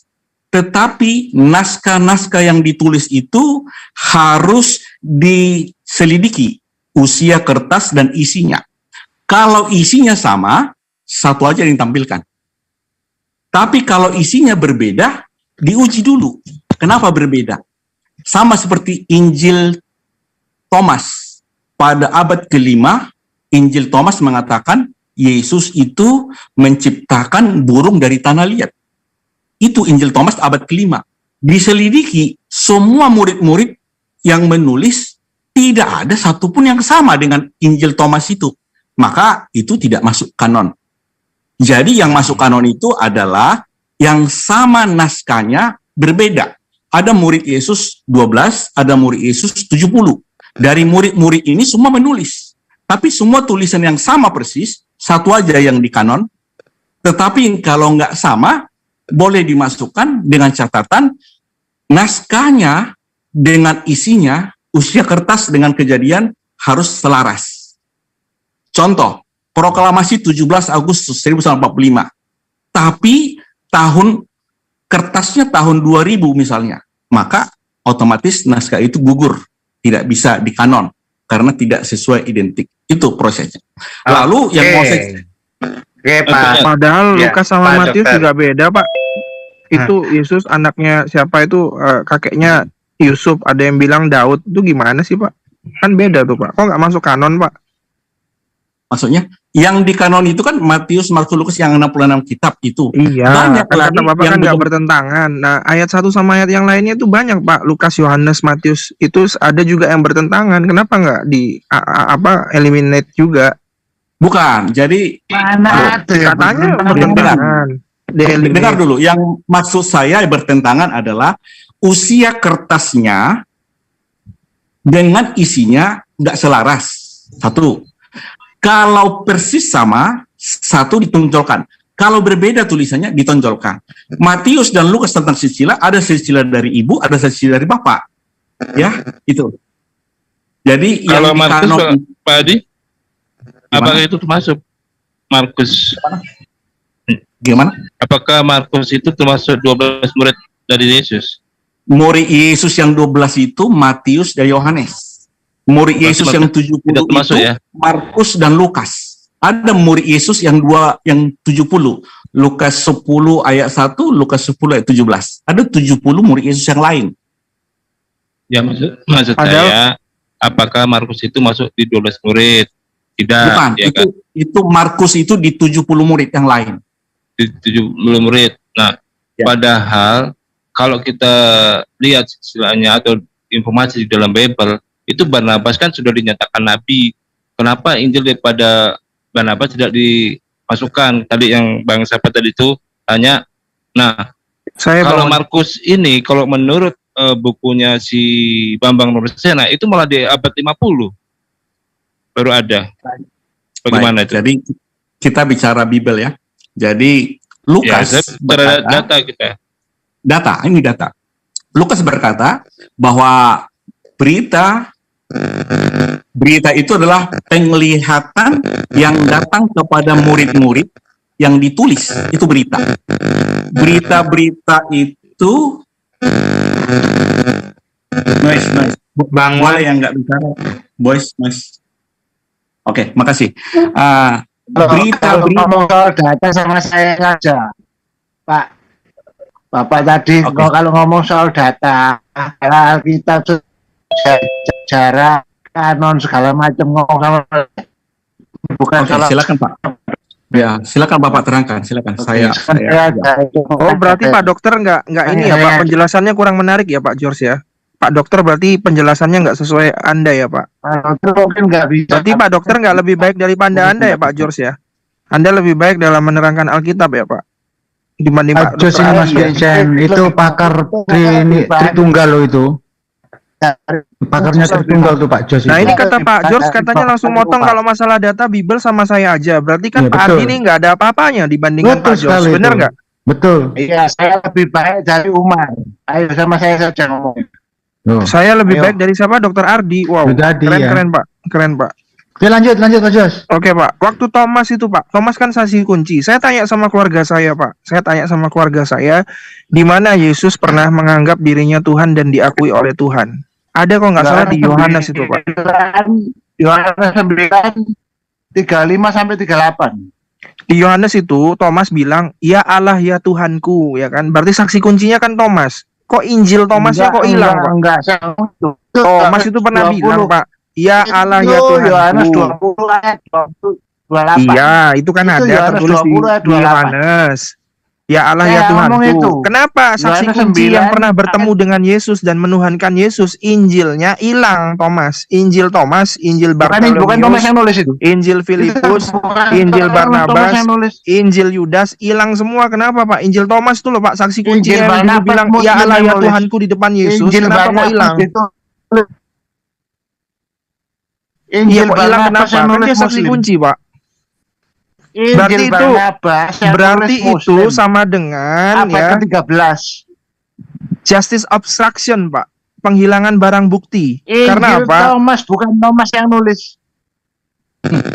Ya tapi Injil Thomas yang bilang di bukan situ, Thomas Pak. yang nulis. Oh, ya, siapa yang nulis? Maksudnya gimana sih? Kita ngomong Injil Thomas inversi of Jesus apa ayatnya Yohanes 20 ayat 28. Ya kan gini, Kok Pak. membingungkan Anda ini? Yohanes ini kan jadi saksi kuncinya karena dia bertemu dengan Yesus, lalu dia bilang, "Ya Allah ya Tuhanku," ya. Itu adalah Thomas yang ngomong dalil itu, awal muridnya Yesus. Dalil awal muridnya Yesus untuk mengakui Yesus itu Tuhan, menuhankan manusia itu, si Thomas itu kan. Bener nggak, Pak? Kenapa Injil Thomas kok ditiadakan? Berarti kan itu apa justice obstruction, Injil Pak, Thomas bukan penghilangan Thomas barang yang bukti. nulis. Injil Thomas itu gnostik. Itu gnostik. Bukan Thomas Oh, yang Injil nulis. Thomas bukan Thomas yang nulis, Pak. Bukan. Siapa yang nulis, Pak? Gnostik. Hah? Gnostik. Agnostik. Nah, agnostik nggak punya agama, ngapain nulis Injil Thomas, Pak? Gnostik. Gnostik. Agnostik, Pak. Gigi. Gnostik. Gnostik, Bang. Oh, gnostik. Kirain agnostik. Agnostik ngapain ikut-ikutan nulis Injil Thomas? Terus gnostik ini ngapain, Pak? Ikut-ikut Yang nulis gnostik. buat judul Thomas. Injil Thomas yang nulis gnostik. Injil Thomas yang nulis gnostik. Bukan orang Kristen. Injil Barnabas yang nulis Muslim pada abad ke-13. Yang nulis Lain Muslim. dengan surat Barnabas. Muslim. Injil Barnabas yang nulis Muslim. Datanya Pada dari abad mana, Pak? ke-13 itu. Datanya dari mana, Pak? Bisa nggak Saya share tahu data? semua pokoknya. Iya, share Iya, tahu. nggak Saya perlu. tahu kalau Saya itu mah tahu saya bisa. semua. Share data, Pak. Anda Coba share tanya screen, Pak. aja. Share screen, Nggak share perlu, screen. nggak perlu. Anda tanya Oh, lo aja. katanya Bapak Orang yang ahli. mengerti. Share screen, Oh Pak. iya. Katanya Bapak mau menginjili saya, bisa kembali Nggak perlu. gitu loh, Pak. Nggak perlu, terlalu lama. Kok terlalu lama? Ya aku nggak mau, Pak. Kalau cuma Kang membual kok Vincent, nggak ada data, Pak Pak. Jos ini, Kang Vincent, Pak Jos ini kalau menerangkan butuh 3 jam. Itu nggak bisa sebentar-sebentar. Oh, berarti kayak Paulus ya? Paulus Kalau kelamaan untuk mualaf, ngebacot, ada kalau anak untuk yang mualaf. namanya Eustus itu Enggak, mati kalau untuk mualaf lanjut kayak Anda. dari lantai 3 tertidur mati Kalau terus untuk dipeluk mualaf sama kayak Paulus. Anda, 15 Karena kelamaan menit tak ngebacot jadikan itu Kristen kan kamu. jadi hidup 15 lagi menit kan. kamu tak jadikan Kristen. 15 menit, Kang Vincent siap? Siap. Oke, 15 menit Kenapa dimulai kamu dari sekarang. keluar? Kenapa kamu keluar? Saya keluar, Pak. Karena saya Anda keluar itu kenapa? saya Kenapa? bertobat dari menuhankan manusia, Pak, yang punya biji. Ya alasannya yang apa? punya yang gondrong itu, Pak, yang punya tato di pahanya raja dari segala raja, Wahyu 19:16, Pak. Iya, ini 15 Iya. menit berjalan terus. Iya, Kan alasannya. tadi udah alasannya Apa yang disampaikan. membuat Saya bertobat dari Ini, Pak. menuhankan manusia yang punya biji, Pak, yang punya Ya, biji dan punya tahu. tato di pahanya. Wah, Tahu. apa Tuhan dari segala Tuhan, raja dari segala raja. Wah, kalau saya gini ya nggak bisa 15 menit. Loh, kan 15 tadi menit. Harus setengah jam ya. Oke, setengah jam. Ngomongnya tuh cepet gitu loh. Kenapa kok Anda ini keluar? Ada sesuatu apa yang membuat pikiran Anda terbuka? Oh, ternyata ini Kristen salah. Itu apa? Gitu. Iya, karena Jelaskan dulu. saya kasihan, Pak. Saya kasihan ngelihat Tuhan saya maha terludah, Pak. Di Matius 26:69 itu Tuhan saya itu dulu ditoyor-toyor kepalanya, lalu diludahin, Pak. Nah, kebetulan yang ludahin tentara Romawi, Oke. jumlahnya lebih dari 1, Pak. Kemungkinan itu 1 peleton, Pak. Nah, kalau diludahin secara bersamaan, gitu Pak, satu peleton, itu maha terludah nggak Pak kira-kira Pak? Ya, Nah, saya kalau punya Tuhan maha terludah, saya malu jadi Pak. saya singkat. Saya lock out Pak, karena saya nggak kuat mental saya Pak. Mental saya nggak kuat punya Tuhan maha terludah Pak. Oke. Nah, itu Pak Jos, Bang Vincent, alasan keluarnya tidak kuat karena melihat Tuhannya maha terludah. Itu alasannya. Terus Iya, di bukan saya simpulkan lebih dari itu Pak ya, Panji. Tuhan maha terludah. Yang ngeludahin satu Ompi saya Pak, tentara simpulkan. Romawi itu jangan-jangan Pak. Kasihan itu Pak. Aduh. 3 jam kalau gini Pak ngomongnya lama Loh, ini katanya tadi 15 menit, Jangan lama-lama sekarang 3 ngomongnya. jam, tadi setengah jam. Gimana Pak? Iya, tapi terlalu Injil lama saya Pak, ngomongnya saya Anda. kasihan Pak. Masa Bentar, Tuhan bentar, saya oke. ditoyor-toyor kepalanya Saya Pak. simpulkan ya. Diludahin mukanya Pak. Yang ngeludahin tentara Romawinya lebih dari satu Ya Pak. sudah, Banyak sudah, Pak. selesai. Ini kesaksian Pak. Sabar, Kak Kesaksian Vincent, sabar, saya Pak. sabar. Kenapa saya keluar Pak? Karena Tuhan saya maha terludah Bapak. Kasihan saya lihatnya Pak. Tuhan kok maha terludah Ya, Pak. sekarang saya simpulkan ya. Nah, ini mau diskusi apa? Loh, Pak, Oke. saya kesaksian Pak. Kesaksian saya Pak. Coba, Sabar. statement saya ada yang salah nggak abang-abangku di sini? Iya, Iya, saya simpulkan. Di Matius 2669 Keluar. dijelaskan bahwasannya Yesus itu palanya ditoyor, dikemplang, dan diludahin. Loh, kesaksian seperti Ya Joshua saya Manis Bulu, ngomong Pak. sebentar. Seperti Joshua Manis Bulu kan sambil nangis-nangis itu kesaksian. Nah, memang saya nggak boleh kayak gitu, Timbali Pak. dulu omonganmu, tak timbali dulu. Ya, dengarkan. Iya, saya Oke, timbali dulu. silakan Pak Jos. Dulu ya. Jadi oke. Jadi Anda itu pemikirannya begini, tidak mungkin Elohim yang Maha Kuasa itu sampai jadi manusia yang dihinakan seperti itu, gitu kan pemikirannya? Enggak Halo? gitu, Pak. pemikirannya. Enggak begitu. Enggak begitu, Pak. Enggak bisa nginjili tuh. Oh gitu. Bisa kemana jadi ilmu Anda alam ini ini? pemikirannya tuh begitu. Bukan. Jadi saya Enggak, percaya pemikiran Anda yang bikin iman Anda buyar itu loh kan, nggak mungkin iya, Pak. lah. yang membuat iman saya buyar Elohim adalah itu, yang membuat iman saya buyar adalah firman menjadi daging, ya kan? Di dalam daging itu Nah, terdapat tubuh keilahian Allah. Nah, masa Allah yang Maha Esa dilahirkan lewat lubang kencing, Pak? daging. Apa bedanya sama saya dan Anda, Pak? Kan sama. Oke. Masa Allah yang mulia itu sekarang dilahirkan saya dari jawab. lubang kencing? Saya- ini Iya. Ya, kata apa nanti bedanya, ya. Pak, sama manusia yang Oke, lain? Jang. Kalau dilahirkan lewat lubang kencing, Pak. Saya sorry, Pak. Apakah saya mau Iya, menuhankan saya orang yang kayak jelaskan. gitu? Oke. Pak, gini Iya, Pak ya, saya saya punya jelaskan prinsip Pak. sekarang. Saya punya prinsip Pak. Ini tolong didengarkan, catat omongan saya baik-baik Pak. Di dalam Muslim, dosa semua diampuni kecuali dosa syirik Pak. Kalau Bapak ngajak saya murtad, nggak mau saya Pak. Lebih baik, naudzubillah min dalik ya, lebih baik saya ikut pesugihan Pak di Gunung Kawi. Saya nyembah jin ya, yang sama-sama di neraka kekal di dalamnya karena berbuat syirik. Tapi saya tantang jinnya untuk saya punya harta 3.000 triliun dan masuk majalah Forbes besoknya menjadi 9 naga salah satunya. Bisa nggak itu jinnya? Kalau bisa saya mending nyembah jin daripada saya nyembah menuhankan manusia lagi. Ujung-ujungnya kerja juga di neraka juga. Ngapain bos? Mending saya ikut pesugihan. Anda itu milih sendiri. Kalau Anda Saya kan Cina Pak, otaknya dagang Pak. akan milih. Saya Otak juga saya Cina dagang, Pak. sama kok sama ya. Ya sama orang Dia tengah tahu kita. Sama-sama orang tengah yang penting cuan Pak.